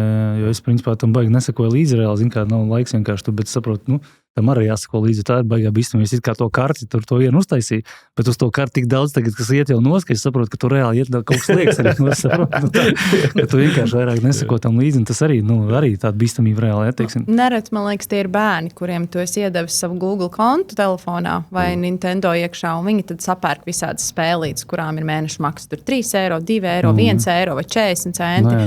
Un to tu vienkārši nemani, tā lielā vilcienā, tu nemani, ka katru dienu vai katru mēnesi tev aiziet tur 49 centi, bet tā, tādi 10 sapērkās, un tev bērns nav viņu spēlējis 3 gadus, un tu aprēķini, cik tu esi par tām spēlītēm samaksājis. Un pēc tam grūti pat atrast, kur tu var atrakstīties. Arī tur meita arī kaut ko bija nopirkusi, es nemaz nesaprotu, kur es varu atrakstīties. Tas nav vienkārši, tur ir sarežģīti, Google settingos ir jāiet, un tu vari redzēt, kur tu ar savu Gmail kontu un Gmail accountu, kādiem automātiskiem maksājumiem tu esi pieteicies, un tad tu vari redzēt visu sarakstu un tad atteikt viņus. caur Google accountu, jo viņš tev piesaistīts un viņš redz, kur tu esi caur. Tur jāiet tiekšā tas links, tā kā tā aplikācija, kas tur tiek maksāta. Tā ir baigi aktuāla tēma priekš manīm. Tu vienkārši ieej Google, ieej savā accountā, kurš tev ir Gmailā, un vienkārši meklē, tur zem settingiem ir jābūt. Tur ir jāparokās mazliet noteikti. Google ierakstīs tev, viņš izstāstīs soli pa solītim, jo laika pa laikam tas arī mainās, kur viņi noliek savus iestatījumus. Bet sarežģīti tas ir, bet tas ir izdarāms. Un vienreiz tam izēja cauri, un kā citreiz saka, 40 centi, man nav laika, un pēc 5 gadiem, tā ir. Bet šeit ir atkal tas pats stāsts par tām iekārtām. Uztaisam savam bērnam vienkārši Gmail kontu vai Google kontu un piesaistam pie tā familiju centra. Un uzreiz varēs uzlikt ierobežojumus, ko tas bērns var vai nevar. Ja? Jo, principā bērnam pirkt kaut ko nevajadzētu. Tāpēc uzreiz tā ir iespēja to nobloķēt. Un ja tam bērnam vajadzēs kaut ko nopirkt, tad viņam būs iespēja vismaz atnākt. Es saku pie tevis kā pie vecāka, paprasīt. Pieprasīt, man meita sūta, bet zin kā citreiz tev tur ātri kaut ko, tu tur apstiprini, un pēc tam beigās skatos, viņa jau tur vairs neko nelieto. Un tev, principā, jādomā, kā tagad no tā atrakstīties, tas reāli aizņem laiku, līdz ar to es ātri to nevaru izdarīt, tas atkal aizmirstās. Pēc kādu laiku tu atkal skaties, ko tur vēl skaitās nost, tu atkal atceries, tam baigo laiku vajag reāli. Kad saka, principā tas laiks nav tas laiks reāli. Bet, reiz par reizē vajag sajiet kopā ar ģimenē un iziet uztaisīt tādu auditu, izauditēt finanses, izauditēt visas iekārtas, kas ko kā, un tas reizi gadā, kur mums gads ir sācies ideāli sākam. Es tieši tagad to darīju, tāda es vienmēr tā iztādu tīrīšanu, teiksim, visu iztīrīt. Saplānojam nākamo gadu, ko mēs gribam, un izdzēšam visu lieko vienkārši nost. Tas baigi vērtīgi, jā. Starp citu, mūsu reset programma ir tieši par to, iztīrīt savu visu lieko no savas dzīves ārā, nokoncentrēties uz saviem mērķiem, saviem patiesajiem mērķiem un iet uz saviem mērķiem un sasniegt tos mērķus. Tas ir mūsu programmas, tas message, ar ko mēs ejam, ko mēs darām, mēs palīdzam transformēt dzīvi un padarīt savu dzīvi par savu sapņu dzīvi. Tāpēc, ja jūs gribat uzzināt par reset programmu, skatieties aprakstā, komentāru sadaļā būs links, kur jūs varēsiet izlasīt visu informāciju. Padalieties, kas šobrīd varbūt ir tās lielākie uzbrukumi, kas tādi varbūt tās, vai varbūt biežākie, kas, vai lielākie, kas tagad ir tādi bijuši pēdējā laikā, kas tādi? To ir daudz un dažādi. Ja mēs skatāmies pēc veidiem, kā tādiem, minēja krāpniecība noteikti, tas ne tikai šīs īziņas, arī apmaksātās Google reklāmas un kas tik ne, un tur var atsevišķu raidījumu par šo ņemt. Otrs ir dažādi veidi ievainojamība izmantošana.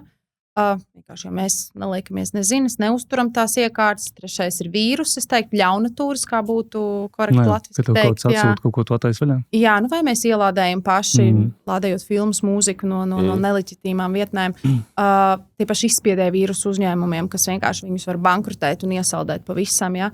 Tad es teiktu, ir DDoS, ja pakalpojuma atteicis uzbrukumi. Tad tie ir vienkāršiem vārdiem sakot, katru gadu mums martā ir dabīgais DDoS, kad mēs visi pieslēdzāmies elektroniskai deklarēšanas sistēmai un iesniedzam savu elektronisko deklarāciju ienākumu, lai dabūtu no valsts pārmaksātos nodokļus.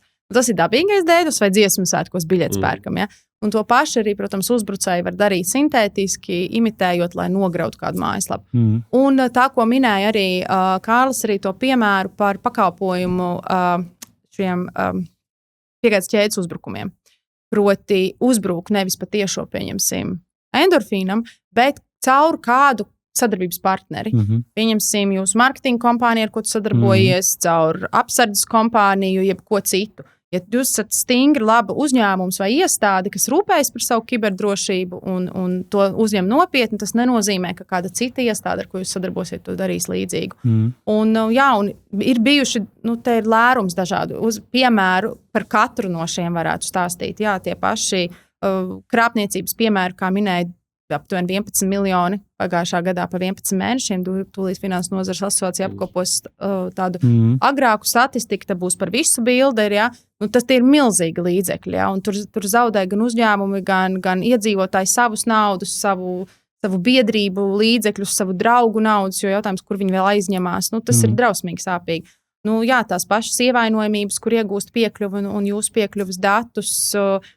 Skaļākais, man liekas, kas bija tieši tādā piegādes ķēdes uzbrukuma, kas varbūt ir interesants, ir, kad TET un Baltikom televīzijas pārraides tika pārķertas un tad translēja gan Krieviju slavinošus video, gan arī pretēji Krieviju neslavinošus video. Varbūt presē arī dzirdējāt, bija tādi ziņu kanāli, kad pēkšņi tu skaties un pārķer un tev tur kaut kādu Maskavas pārraidi, tev tur pēkšņi filmu, tev prostam arī pārslēdzās, un tev tur Maskavas pārraidi. Tas jau, principā, kaut kāda hakeri, kas reāli, teiksim, tur tā kā darbojas. Tur ir, un tas bija konkrēts piegādes ķēdes uzbrukuma piemērs. Tātad vienā gadījumā bija uzbrukums satelīta signālam, tad Baltikumam, vai es tagad neatceros, man liekas, tas bija tec, kuram bija signālu translācijai piegādāts ar satelītu, tātad iejaucās šajā satelīta signālā. Otrs bija arī caur sadarbības partneriem, kuru administrēja Džeks Sanktpēterburgā.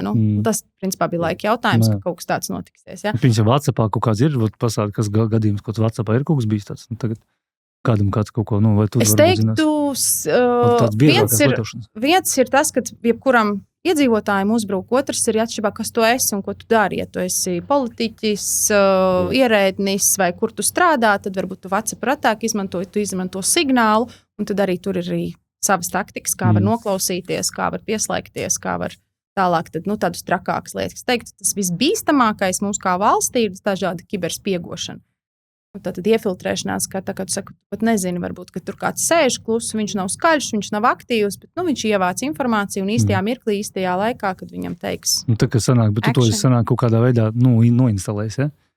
Vai tas nav rakstīts, tur jau ļoti dažādi ir tie veidi, vai ne, jo bieži vien tas, ko Dana minēja par to sociālo inženieriju, bieži vien nenotiek pat nekas tehnisks. Teiksim, tur var būt arī cilvēks, nezinu, WhatsAppā uzliek sev bildi, uzliek tagad tavu Edgaru bildi, uzliek vēl aprakstā tur Edgars un Žeņam rakstu, Klau, pieliec mani pie grupas, tur es tagad jauns numurs man, piemēram, ja, un tur jau nav nekas tehnisks, bet viņš notic vienkārši šim te apstākļam, vai ne? Un tas ir jāņem vērā, kad nevajag domāt vienmēr, ka tikai tehniskās lietas, tāpēc par to galvu runāju, vai ne? Kad jo, ja tu esi tā kā prātīgs cilvēks un visu nevar vaļā, tad arī tev pēc būtības viss būs vairāk un mazāk droši, jā. Jo šis pārāk, tā kā, teiksim, par to iefiltrēšanos un spiegošanu, viņš tāds ļoti plašs temats ir, tur jāskatās, tad ir kādā veidā, vai ne? Un vai tas ir, atkal, vai ne, tas ir stāsts, vai, jo, teiksim, privāta personai visvairāk būtu jāuztraucās tikai par šo finanšu krāpniecību, vairāk un mazāk, jo lai cik cilvēkiem gribētos domāt, ka viņi ir svarīgi, tāpat arī man varbūt reizēm pārspīlēt gribēs domāt, ka es esmu beigas svarīgais. Nevienam tur, nezinu, aiz okeāna es neinteresēju tik ļoti, lai viņš meklētu, nezinu, tur tieši līdzekļus, vai ne? Ir daudz svarīgāk, kā saka, uz ko mērķēties un tā tālāk, teiksim, pa lielu. Bet, tu saki tās krāpniecības, šie kaut kādi automātiskie maksājumi, vēl kaut kādas lietas, teiksim, ka tev tur izkrāp to nav, un tas tāds, šantāža arī var būt, bieži, jo, piemēram, telefona krāpniecība klasiski ir vienkārši, ka tev mēģina apmānīt. Vai... man tik reiz man ir zvanījuši, es vienkārši dzirdu, tur kaut kas sāk, man tur raudz, man kaut kas ir noticis, es vienkārši liek nost. Es domāju, kāds var parakstās tādas viestē, tas ir, Parakstās daudz, jā. Parakstās daudz, jā. Tur par akcijām, visu kaut ko tik tur reāli vēl visu kaut kas ir zvanījuši. Vēl viena lieta, tev ir dēnas ugunsmūris telefonā. Arī ļoti laba lieta ieteikt visiem klausītājiem arī uzlikt, tas ir CERT.LV un NIC.LV izstrādāts rīks, un tas, ko dara, ka viņam ir viņa ļoti maz, bet arī, teiksim, tā samazina to troksni krāpnieciskiem zvaniem. Tā ir viena no funkcionalitātēm, ko dara. Mazāk tev var piezvanīt kaut kāds liekas cilvēks. Jā, teiksim, tāds no Taģikistānas vai no kaut kurienes viņš to nesaņems, bet ja uzbrucējs kāļu telefons pūfos un man zvanīs, protams, kāļu telefonu mēs nebloķēsim un tādu zvanu saņemšu. Bet kas tas galvenais ir, ko dara DNS ugunsmūrs, ir visas šīs krāpnieciskās saites, kuras tiek sūtītas uz e-pastos, bookingā, vienkārši surfojot internetā, mēs viņus varam pamanīt. Viņas ir zināmas. Viņas kā mums kā CERT.LV ir zināmas. Un ja tev ir DNS ugunsmūrs, vienkārši tu saņem šādu ziņu vai vienkārši netīšām internetā uzspied uz šī linka, tu vienkārši konekcija ar viņu tiek nobloķēta un tu neaizēji tajā. Tu netiec līdz tām lamatām. Jā. Un tas ir arī viss. Tas ir tāds tā kā iespēja tevi pasargāt. Tu tāpat saņemsi vēl tos zvanus, tu saņemsi īziņas, tu saņemsi e-pastu un internetā visas krāpnieciskās reklāmas tu redzēsi, bet tu vienkārši viņas nespēsi uz viņām uzklikšķināt un aiziet. Tas tāds sirdsmiera mūrs, kas man bērniem ir, vīram ir, jā, jo, tur arī ir grūti pārliecināt, ka nevar uz visu klikšķināt, jā. Un tas ir tāds miers, ka ja kas, tad vismaz, Bet tā ir aplikācija, kas tev jāinstalē, ja? Tā ir aplikācija, lietot, un forši tas, ka tur ir redzi, no kā tu esi ticis pasargāts. Kas ir tas, kas ļaunais, kas tev vai pašam nezinot fonā, ir kāda saziņa ar šo, viņam tur mācas serveri, ar kur notiek saziņa kaut kāda vīrusu gadījumā notiek. Tas arī tiek apslāpēts, un tu visu vari redzēt, tu visu vari kontrolēt. Viņu var ieslēgt, viņu var atslēgt. Bet tas ir tāds labs rīks, ko tu vari. Tu pat arī kaut ko aizsargājusi sev no tā, ja? Protams, jā. Es speciāli citreiz spiežu, lai skatoties, vai man pasargāts vai nē, jā, tieši tā. Jā, interesanti, jā. Maksā viņa naudu arī kaut kādā? Nē. Ne bezmaksas pilnīgi, ja? Nu, jā, tā ir, diemžēl, šis ir tas variants, ka bezmaksas tiešām ir labs, jo viņš ir CERT.LV izstrādāts, un jā, un mēs kā CERT.LV nevaram. DNS ugunsmūris. DNS ugunsmūris, skatieties šodien bezmaksas informāciju. DNS ugunsmūris, kur viņi tur Apple visos apstoros. Jā, visos apstoros, visur var ieiet iekšā, paskatīties, izlasīt visu informāciju, ir kādi jautājumi. Viņš ir drošs, pilnīgi viss tādā ziņā, viss ir ok, ja? Jā, tieši tā. Neieteiksiet nekāds, tur kaut kāds. To, kā saka, ja jau vadošā kiberdrošības institūcija to uztur, tad vajadzētu. Nu, ja mēs neuzticamies CERT.LV, tad ir timbā, jā. Labi, ejam tālāk. Tālāk mēs runāsim par vecākiem. Kas īsti notiek ar bērnu ierīcēm. Tāpēc skatieties tālāk, aktuāla tēma. Bērni, kur vislielākais risks, man liekas, ir vispār kaut kur ielikt iekšā. Ja? Ja jums būtu 5 minūtes ar katru vecāku pasaulē, ko es viņam konkrēti pateiktu? Es viņam teiktu, lai uzrauga to, cik daudz viņu bērni pavada internetā vispār. Jo digitālā pasaule tomēr ir ievelka. Jo fiziskajā pasaulē vecāki ļoti labi zina, ko bērns, ar ko viņš tiekās, kur viņš laiku pavada, kur viņš pulciņā, pie kā viņš ciemos tam līdzīgi. Digitālajā pasaulē mēs šo filtru bieži vien neuzturam, jo mums liekas, tas ir tikai iekārta. Bet patiesībā, kas notiek aiz tā fona, ir ļoti daudz smagi gadījumi. Jā. Tagad, teiksim, Latvijā ir viens gadījums, ja es drīkstu tagad to gadījumu pieminēt. Es domāju, drīkst. Ļoti svarīgs tāds pateikt, kāds konkrēts. Man bija arī konkrēts jautājums, ar kādu reālu stāstu varētu atvērt acis. Šis ir stāsts par jaunieti, kurš nemācēja, teiksim, atrast personīgajā dzīvē sociālo loku un to meklēja interneta vidē. Un, protams, pārsvarā tās ir datorspēles, kur ļoti daudz laika pavada. Un to saprot arī dažādi pasaules ļaundari. Un šajā gadījumā tas ir stāsts par, nesaucot atkal vārdā, bet stāsts par vienu ļoti zināmu Latvijas terorismu gadījumu, kur jaunietis no reģiona Latvijas ļoti ilgu laiku pavadīja internetā spēlējot spēlītes, un pat ļoti tāds dīvains viņu vecumam neatbilstošs. Hello Kitty ir konkrētais stāsts, ja, kas teiksim, puisim tīneidžeru vecumā būtu ļoti dīvaini jau pati par sevi. Ja. Bet tas, kas vēl bija tālāk, bija viņš arī iesaistījās dažādos online fórumos, ko vecāki bieži vien arī nepamana. Ja? Viņi neredz, ka patiesībā šajās ne tikai spēlēs, bet aiz tām spēlēm arī veidojās dažādas kopienas. Un tajās kopienās arī ļoti dažādi cilvēki. Un to šajā gadījumā saprata, tas ir 2014.15. gada stāsts, to saprata arī Islāma valsts, kas tajā laikā vervēja šādus cilvēkus, kas ir antisociāli. Viņi vervēja viņus pašnāvnieku misijām. Un šo puisi savervēja, viņš aizbrauca reāli uz Sīriju, pievienojās ISIS, un pēc laika tā teikt, mainīja savas domas, pārgāja Turcijas robežu, un Turcijā viņu aizturēja, atved uz Latviju. Latvijā viņu notiesāja uz 8 gadiem par terorismu, jo viņš reāli bija pievienojies. Bet tas viņa profils bija tāds, ka viņš vienkārši bija jaunietis, kas meklēja Hello kaut Kitty. kādu, caur Hello Kitty, jā.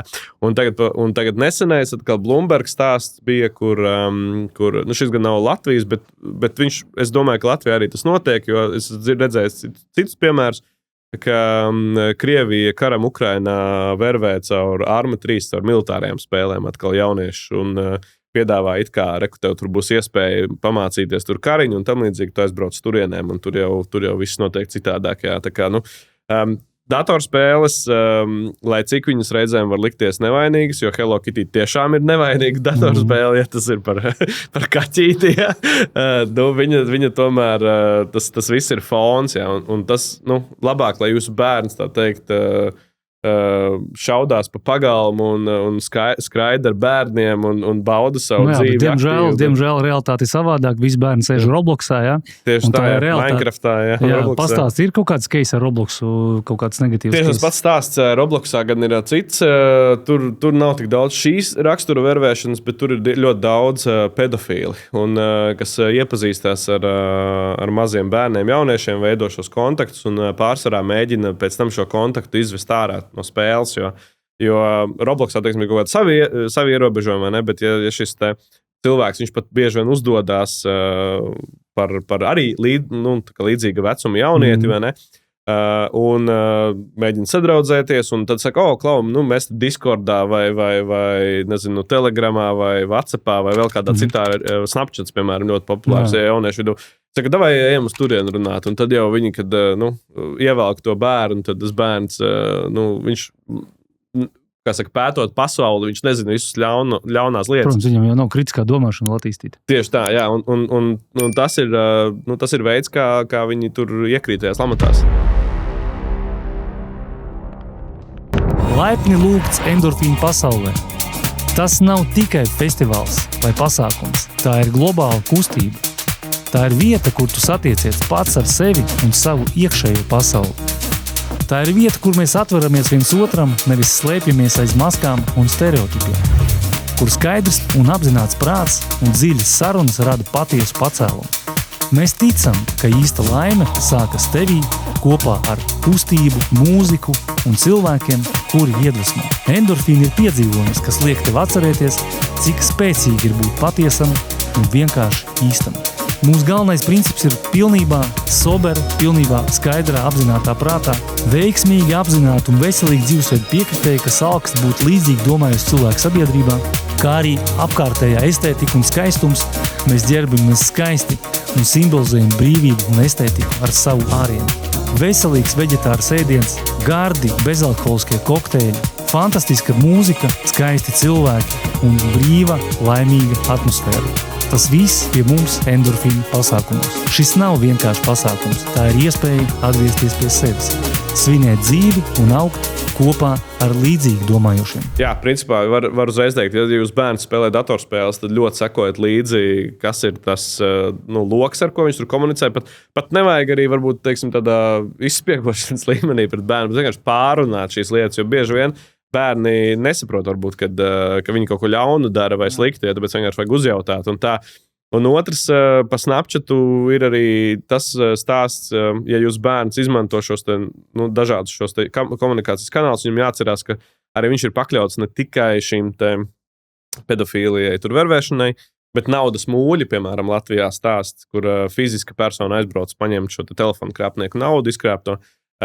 Tas tieši tiek vervēts galvenokārt caur Snapchatu un caur Telegram. Un Snapchatā tie pat ir vienkārši, tu vari rīlu dzīt cauri vai storijas skatīties, un tev parāda, ka tu gribi 15 eiro nopelnīt, ja tev tikai jāizbrauc no sērijas, vai nezinu, 18-gadīgam jāuztais karti. Ja? Un ļoti daudz jaunieši iekļūst šajās lamatās. Tikko lielā aizturēšanas operācija, kur 100 naudas mūļi Latvijā tika aizturēti, atklāti. Tas ir ļoti milzīgs skaitlis. Jā, vienas operācijas ietvaros. Tā kā bērni, jaunieši tā kā. Tā skaitā, jā.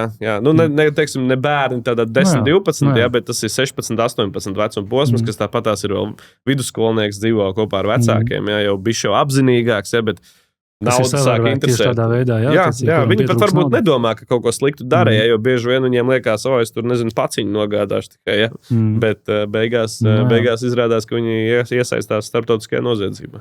Okay. Kādas 3 soļus tu ieteiksi darīt, lai novērš šādas lietas vecākiem vispār? Varbūt tādā. Primāri būt labam piemēram bērnam, jo tā kā minēja, kritiskā domāšana ļoti būtiska, un ja mēs paši ticam visam un ticam brīnumiem, tad mēs nevaram sagaidīt, ka bērns spēlējot spēlīt neticēs tam brīnumam otrā pusē. Ja? Tā kā esam labs piemērs, parunājam ar vecākam, ar bērnu par tieši šādām lietām, jo lielā mērā tas viss paši draudi, ko mēs kā uzņēmēji vai kā vecāki sastapamies kibervidē, tieši tas pašs vienkārši spēļu vidē tur ir. Arī viņiem ir savas saraksts, arī viņi zog savus dārgos kontus, ko viņi tur 10 gadus ir spēlējuši, nādiņas vācukuši un būvējuši Robloxā mājiņas, un pēc tam viņi viņam nozog, viņam principā pasaule ir pazudusi. Tas pats, kas jums visu bankas kontu iztērē, tikai viņam tā ir viņa Roblox pasaulē. Un tas ir milzīgs trieciens tam bērnam. Ja? Tā kā arī viņam ir jāpastāsta, ka nevar ticēt visam, kas tur rakstīts, lai cik tas būtu tavs draugs gada garumā, ar ko tu esi it kā digitālajā vidē spēlējies. Ja? Tas viss ir ļoti būtiski, un tieši tā naudas mūļi, tas ir tas, ko, man liekas, bieži vien skolās redzas arī paši skolotāji, kā atnāk bērns un saka, kāpēc man jāmācās? Man nav jāmācās. Man jau nauda ir visu, ka man nauda ir, es pelnu ar investīcijām tik, cik tu mēnesī skolotāji nenopelni. Un ir vecāki, kas to atbalsta. Viņam liekas, tiešām tas bērns investē, jo viņiem pašiem arī nav šīs zināšanas. Tā kā pirmais solis ir pašam veikt tās zināšanas, pasargāt sevi varbūt uzkāpt uz tā grābekļa kādreiz, un tad tu sapratīsi, kā tas bērns otrā pusē jūtās. Un esam dažreiz tā uzmanīgi, jā, ar tām investīcijām. Pirmais izglītoties pašam, otrais parunāt ar bērnu. Jā.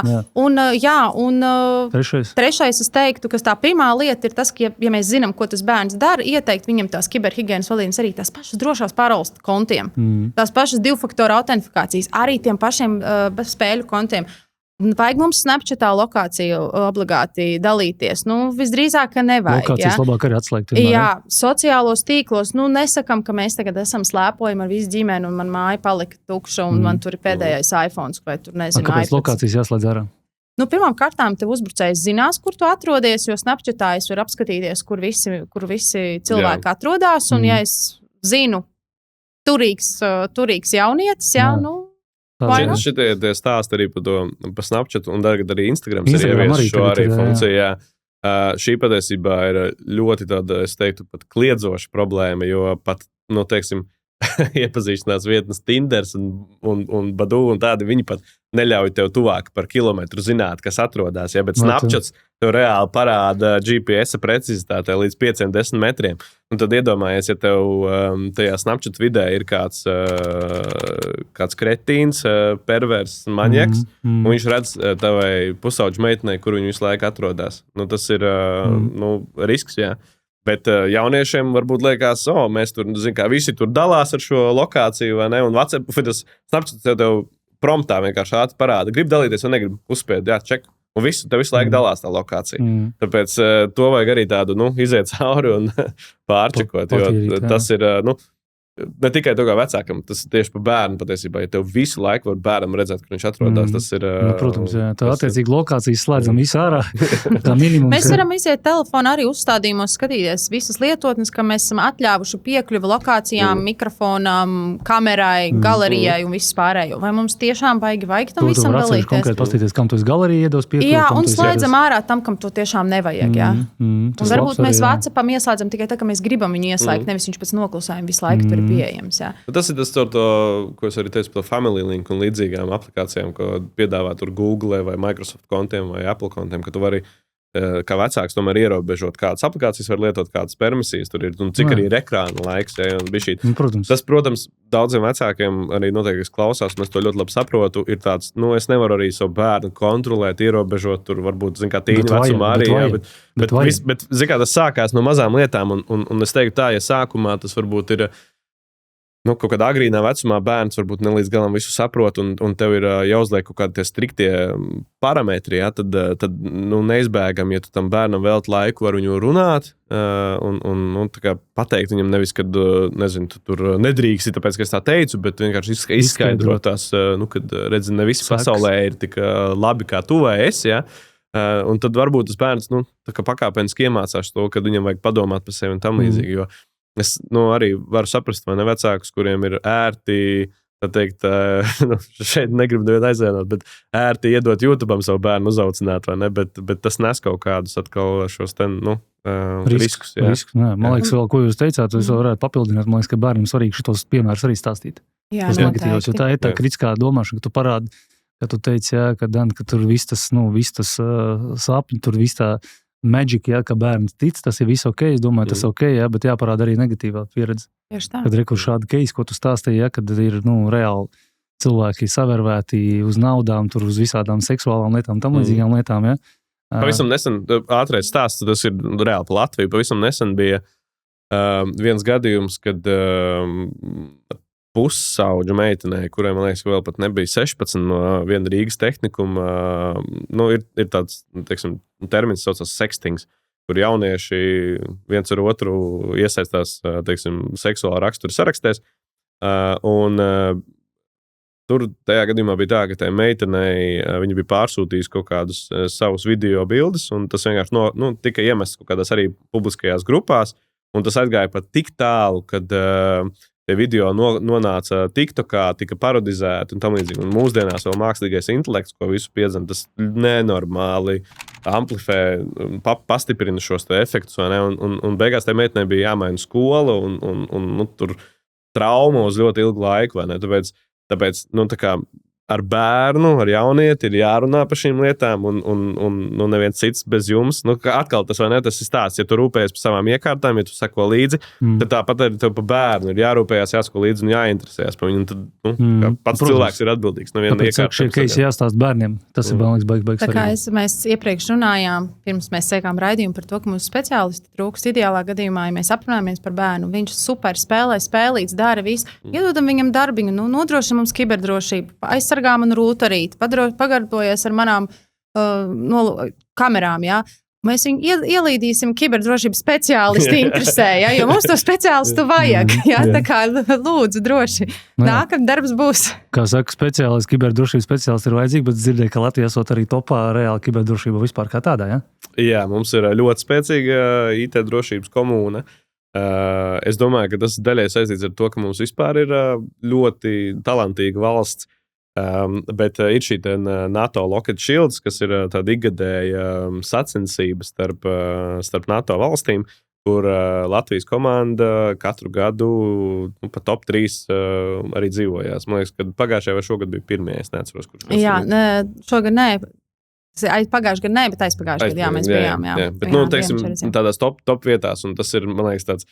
Ja mēs ikdienā tā gribam domāt, mums tur viss kaut kur slikti iet, tad šī lieta tiešām mums labi iet, un mums ir ļoti daudz labu piemēru. Un es vienmēr šo uzsveru un sveicienu Saldus tehnikumam, ja jūsu bērns mācās 9. klasē, un jūs šogad domājat, kur viņam iet mācīties, sūtiet uz Saldus tehnikumu, un tur māca vidusskolā kiberdrošības tehniķus, kuri mums ļoti, ļoti vajadzīgi. Super, tā kā kas grib iet, arī kur ļoti aktuāla tēma vienmēr būs ko darīt. Jā, diemžēl tas arī savā ziņā ir, teiksim tā, kopš 2022. gada mums ir kiberapdraudējums valstī ir augsts. Lai gan, kā teikt, kibertelpa ir globāla, mēs atrodamies, kur mēs atrodamies, un loģiski viss, kas notiek pie mūsu pierobežām, mūs ietekmē. Bet labā lieta, ka mēs tiešām šo laiku esam kā milzīgi treniņu izmantojuši, jā, un esam stiprinājuši un uzkačājuši visus kibermuskuļus, cik liels viņi var būt, un pie mums brauc citas valstis mācīties, jo, kā kanādieši, pieņemsim, saka, ir vieglāk mācīties nošaut briedi nevis lielveikalā, bet tur, kur tas briedis ir mežā. Un tāpēc arī citi nāk mācīties, un viņi skatās, jo viņi redz kas notiekās, kā kustās, kā tas viss ir. Tāpēc es saku, vienmēr, kaut kādas dzīvē bīstamības, kaut kādas grūtības, principā viņas vajag izmantot reāli. Viņas jau tāpat viena viedots, izmanto, nebeidz no viņām projām, paņem, izstrādā, iziet tam cauri, būs grūti, bet pēc tam jau tu paliec stiprāks. Varēs. Tas jau nevēl, teiksim, cilvēki negrib ieties grūtībās, grib izvairīties vēl kaut ko, bet tur ir tā lielākā izaugsme. Ja tev šodien ir grūtības, super, saprot, tas forši, tad man ir kur augt. Tev nav variantu, jo tu esi tajās grūtībās, tev nav variantu. Tev ir vienkārši jāaug. Un citreiz tu esi tik slings, ka tu gaidi, kamēr tu aizēji līdz tām grūtībām un tikai aug. Tā kā labi iet. Citreiz, ka tu pats sev viņas rādīji attiecīgi. Visbiežāk mēs paši arī sev radam, bet nevajag no viņām izvairīties, baidīties. Tas, man liekas, tieši labi. Protams, tāda izturība, teiksim, tas jau mums to izturību, teiksim, iemāca, teiksim, stiprākam būt. Noturība, rezistence, jā. Padalieties, varbūt jūs vecāki, kuriem ir bērni, vai jūs esat kādreiz saskārušies ar kaut kādu sāpīgu lietu, nezinu, kaut kur bijis kāds pieslēdzies vai kaut kas, ierakstiet komentārā, palīdzēsim citiem nenokļūdīties, padalieties ar savu pieredzi. Ja ir tāda bijusi pieredze, kādreiz kaut kur kāds pieslēdzies Roblox, TikToks, Snapchats, vispārējais, vai ir kaut kādi riski bijuši, padalieties. Tas, man liekas, vajag svarīgi padalīties ar pieredzi ar citiem cilvēkiem. Starp citu, mūsu podkāsti ir vieni no komentētākajiem vispār Latvijas podkāstiem. Mums vidēji podkāstu komentāru dzīve ir 100. Un cilvēki tur raksta brīžiem, tur tāds grāmatas vienkārši domāju, forši, kad aktuāls tēmas, mēs runājam atklāt. Tad joks bija par tām paralēm, lūdzu, nekomentējiet, savādāk būs Latvijas, mums būs daudz darba.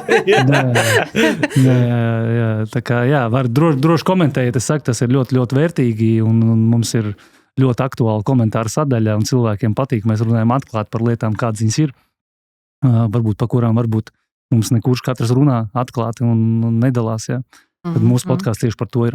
Es tikko iedomājos vienu lietu, ko es gribu piebilst, jo tev ir tāda arī motivēta auditorija.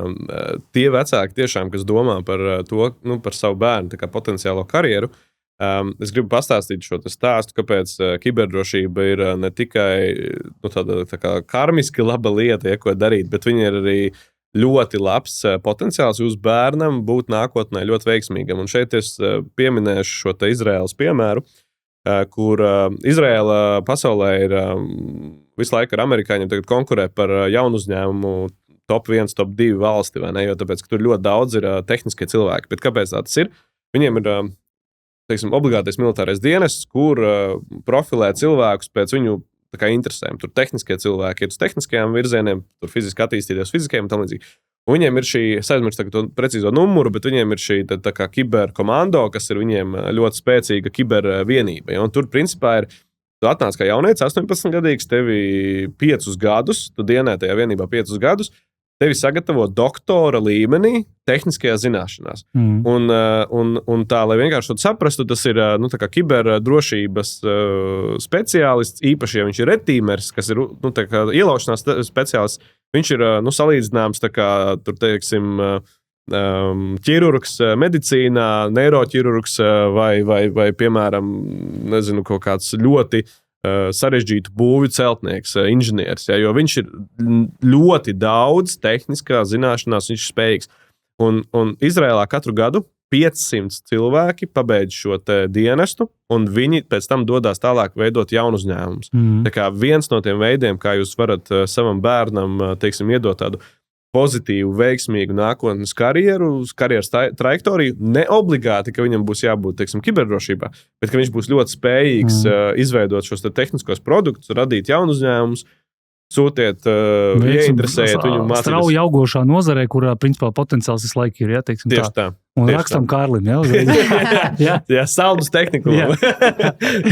Kiberdrošība, jebkuru profesiju tu tālāk strādās, diemžēl, mēs visi darbojamies digitālajā vidē, lai kas tu būtu, nezinu, uzņēmējs, grāmatvedis, klienta apkalpošanas speciālists. Ja tu zini kiberdrošību, tas noteikti tev ir milzīgs pluss. Galvenais, kā es saku, ir lietas, kur tev varbūt nevajag tērēt daudz laiku, bet vajag tērēt, tu bišķiņu laiku tajā investēt, ja, un tad, teiksim, mazs solis dod milzīgi ieguvumu, ja. To, ko tu saki, kaut vai reizi gadā uztais to higienu, ja, tā kā es iztīru mājas, iztīru plauktus. Tur vienmēr ir vienkārši maisas, ko mēs tārā liekas, bet tu tā gadu laikā visu kaut ko tur sanes mājās. Tas pats būs arī telefonā, vesels mals, ko maisas. Tas pats būs visos, tur e-pastos uzreiz atsekoja visiem pilnīgi, kas ir gadu laikā kā saradušies, ja. Atrakstos no visiem automātiskiem e-pastiem, vienkārši viss spams, lai man nebūtu neviens liekas e-pasts. Es ieju, man tur ir 2-3 e-pastiņi, tikai mana tēma un viss. Ja? Un tas detoks arī nomierina, tas tev uzreiz ir sakārtotāks domas un viss un drošāks arī. Jā. Tā kā tie, kas nelieto detoksu, rekomendējam jaunajā gadā to pielietot, ja? Jauns gads jauns es. gan kiberdrošībā, gan visās lietās, ja tā ir aktuāla tēma, patīrīt sev, jo mūsu laikos mēs apaugam ļoti ātri visu kaut ko, ne? Vajag visu laiku bišķiņ nokritīties. Ok, tad kas jūsuprāt ir šobrīd ejam tev uz to nākotni, uz noslēgumu arī? Kas ir tā lielākā bīstamība tagad? Kas tagad ir mākslīgais intelekts parādījies, ja? Ka jūsuprāt, runājot par nākamajām 5-10 gadu tendencēm, ja? Kas būs visvairāk apdraudēts?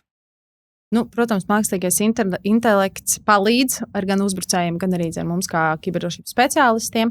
Tas, kas varētu teikt, kas īpaši izceļ skatoties pagājušā gada tos tendences, ir tas, ka mēs redzam, ka kiberuzbrucēji izmanto mākslīgo intelektu gan, lai paredzētu, kādas veida ievainojumības varētu būt lietojumam, gan arī izveidot tādus, kā lai saka, mainīgus vīrusus, šīs ļaunatūras, kas šīs ievainojumības izmanto. Tāds vienkāršākais variants, pieņemsim, ja tur tagad iznāks Apple'am jauns atjauninājums, viņi paņem, ieved viņu mākslīgajā intelektā, pasaka, kāda veida ievainojumības šis atjauninājums cenšas aizlāpīt, aiziet, momentā uztaisa vīrusu un izsūta vis tiem, kas vēl nav paspējuši viņu atjaunināt. Tad viss notiek daudz ātrāk un vieglāk, un tas ir tas vissāpīgākais, teiksim, tā tīri no kiberdrošības aizsardzības perspektīvas. Šī tendence, kā tiek izmantot. To, ka viņi izmanto tāpat tur pikšķerēšanā un zvanos, un tas pārējais, tas paliek kā ir, bet tas varbūt tā kritiskā domāšana ļoti labi palīdz. Bet šeit tas padara to nepieciešamību reaģēt arvien ātrāk un ātrāk uz visādiem kiberuzbrukumiem. Tā kā, protams, tas tikai vienīgi aktualizē, ka par kiberdrošību ir jāzina un jāinteresējas. Kā tev kā liekas, kas lielākais bīstamība, lielākais ierocis varētu būt nākotnē? Mēs tieši tagad no mūsu uzņēmuma gatavojam šī gada tendenci prognozi, un mums viena no tām prognozēm, ko mēs esam ielikuši, ir tā problēma, ko mākslīgais intelekts rada nedrošajās aplikācijās, jo tagad ir daudz tas saucamais vibe codings, ka tu vari mākslīgajā intelektā ierakstīt, ko tu gribi, un viņš tev it kā uzkodē, vai ne? Un viņš bieži vien uztaisa to fasādi, kas izskatās labi, kā funkcionāla programma, bet patiesībā viņai ir ļoti daudz caurumi, ļoti daudz ievainojumības, kuras vienkārši pēc tam var tikt pavērsts pret jums, un šis paliek arvien populārāks un arvien vairāk, jo tie rīki, ar ko var uzkodēt, tā teikt, vienkārši programmatūras, viņas paliek pieejamākas. Un neizskatās, ka mākslīgais intelekts vēl šobrīd kādus gadus, 2 varēs tos caurums salāpīt.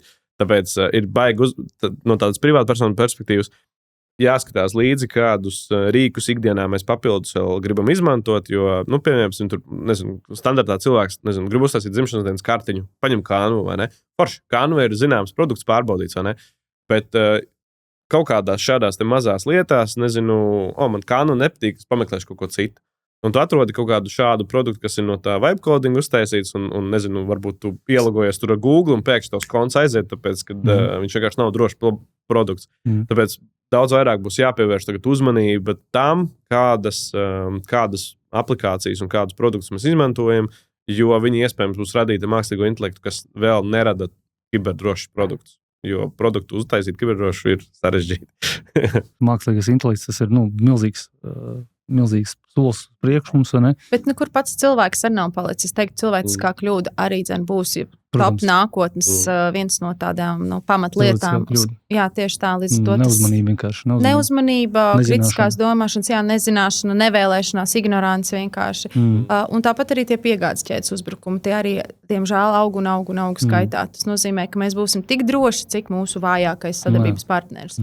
Tas nozīmē visiem uzņēmumiem nepieciešamību investēt kiberdrošībā, jo, ja tu gribi labus partnerus, tad tev ir jābūt kiberdrošam, jo tas būs viens no kritērijiem, kā tev izvērtēs. Uzņēmumiem, protams, jāslēdz līgumi ar labiem licencētiem uzņēmumiem, kas tev nodrošina visu. Un jāsako viņiem līdzi, bet arī tur līgumā, kā mēs atrunājam, ko mēs darīsim, ja es zaudēju, radīšu kiberuzbrukums, kas nācis caur tevi.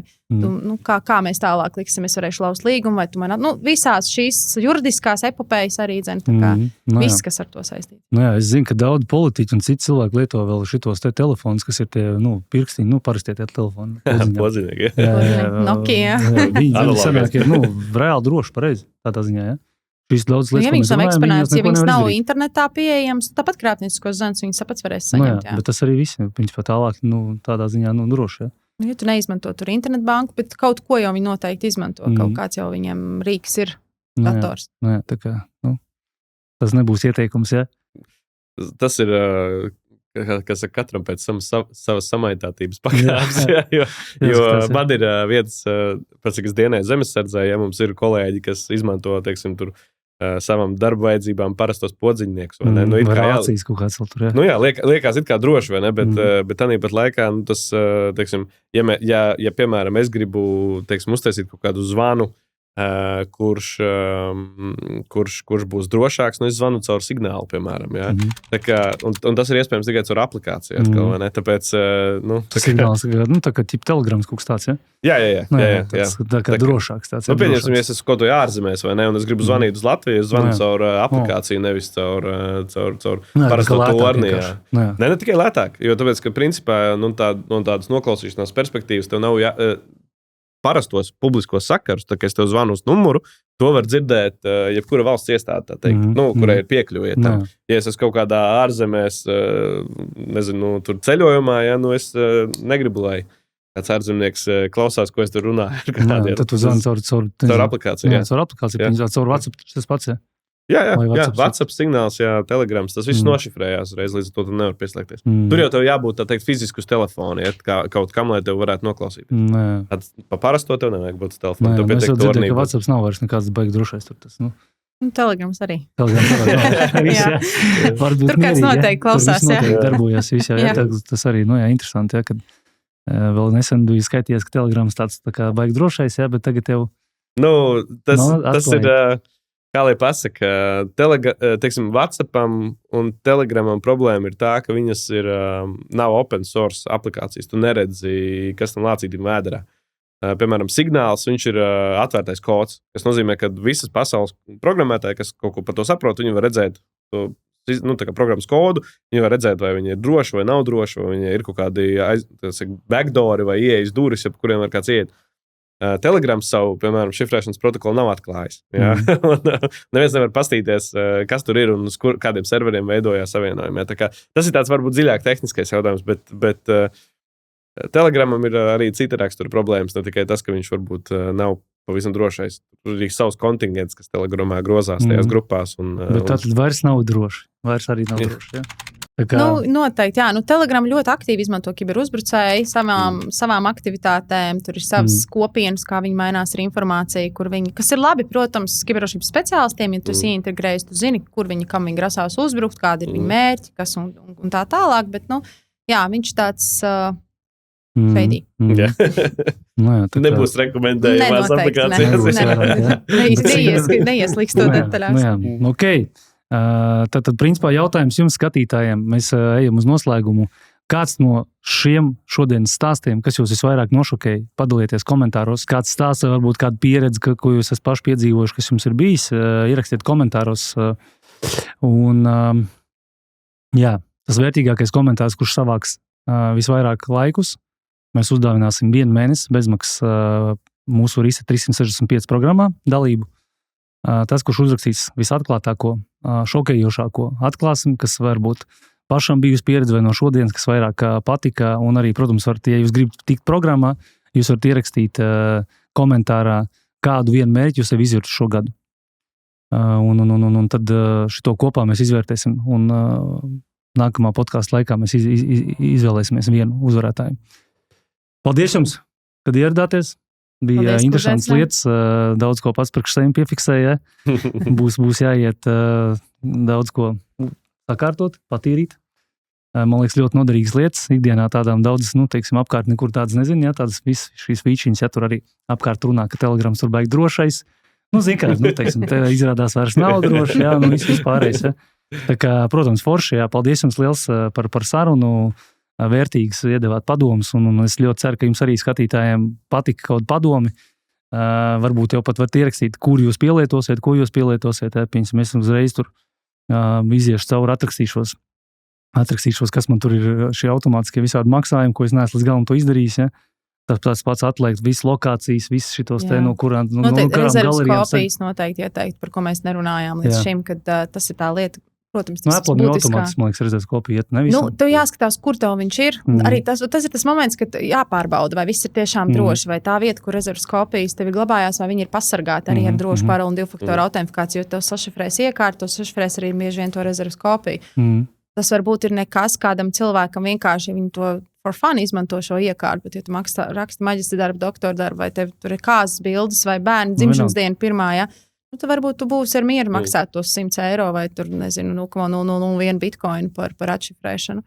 Tā kā, tas ir tāds, rezerves kopijas, drošas paroles, 2-faktoru autentifikācija, skatāmies kritiskā domāšana, parūpējamies par tām lietotnēm, ierobežojam piekļuvi, neizmantojam, nepieslēdzamies visam un ar visiem nedraudzējamies. Super.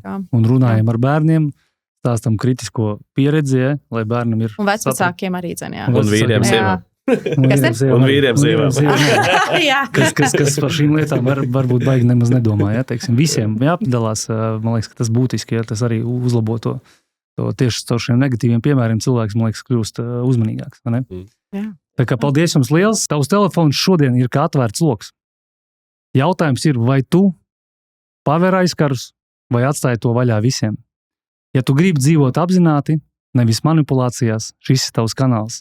Piesako, mēs runājam par to, kā ir patiesībā. Paldies jums, ka skatāties, un tiksimies jau nākamajos podkastos. Paldies! Čau! Paldies! Aiziet! Ko? Tā, ļoti labi. Jā. Kāds? Labi, jā? Jā, ļoti jauki paldies!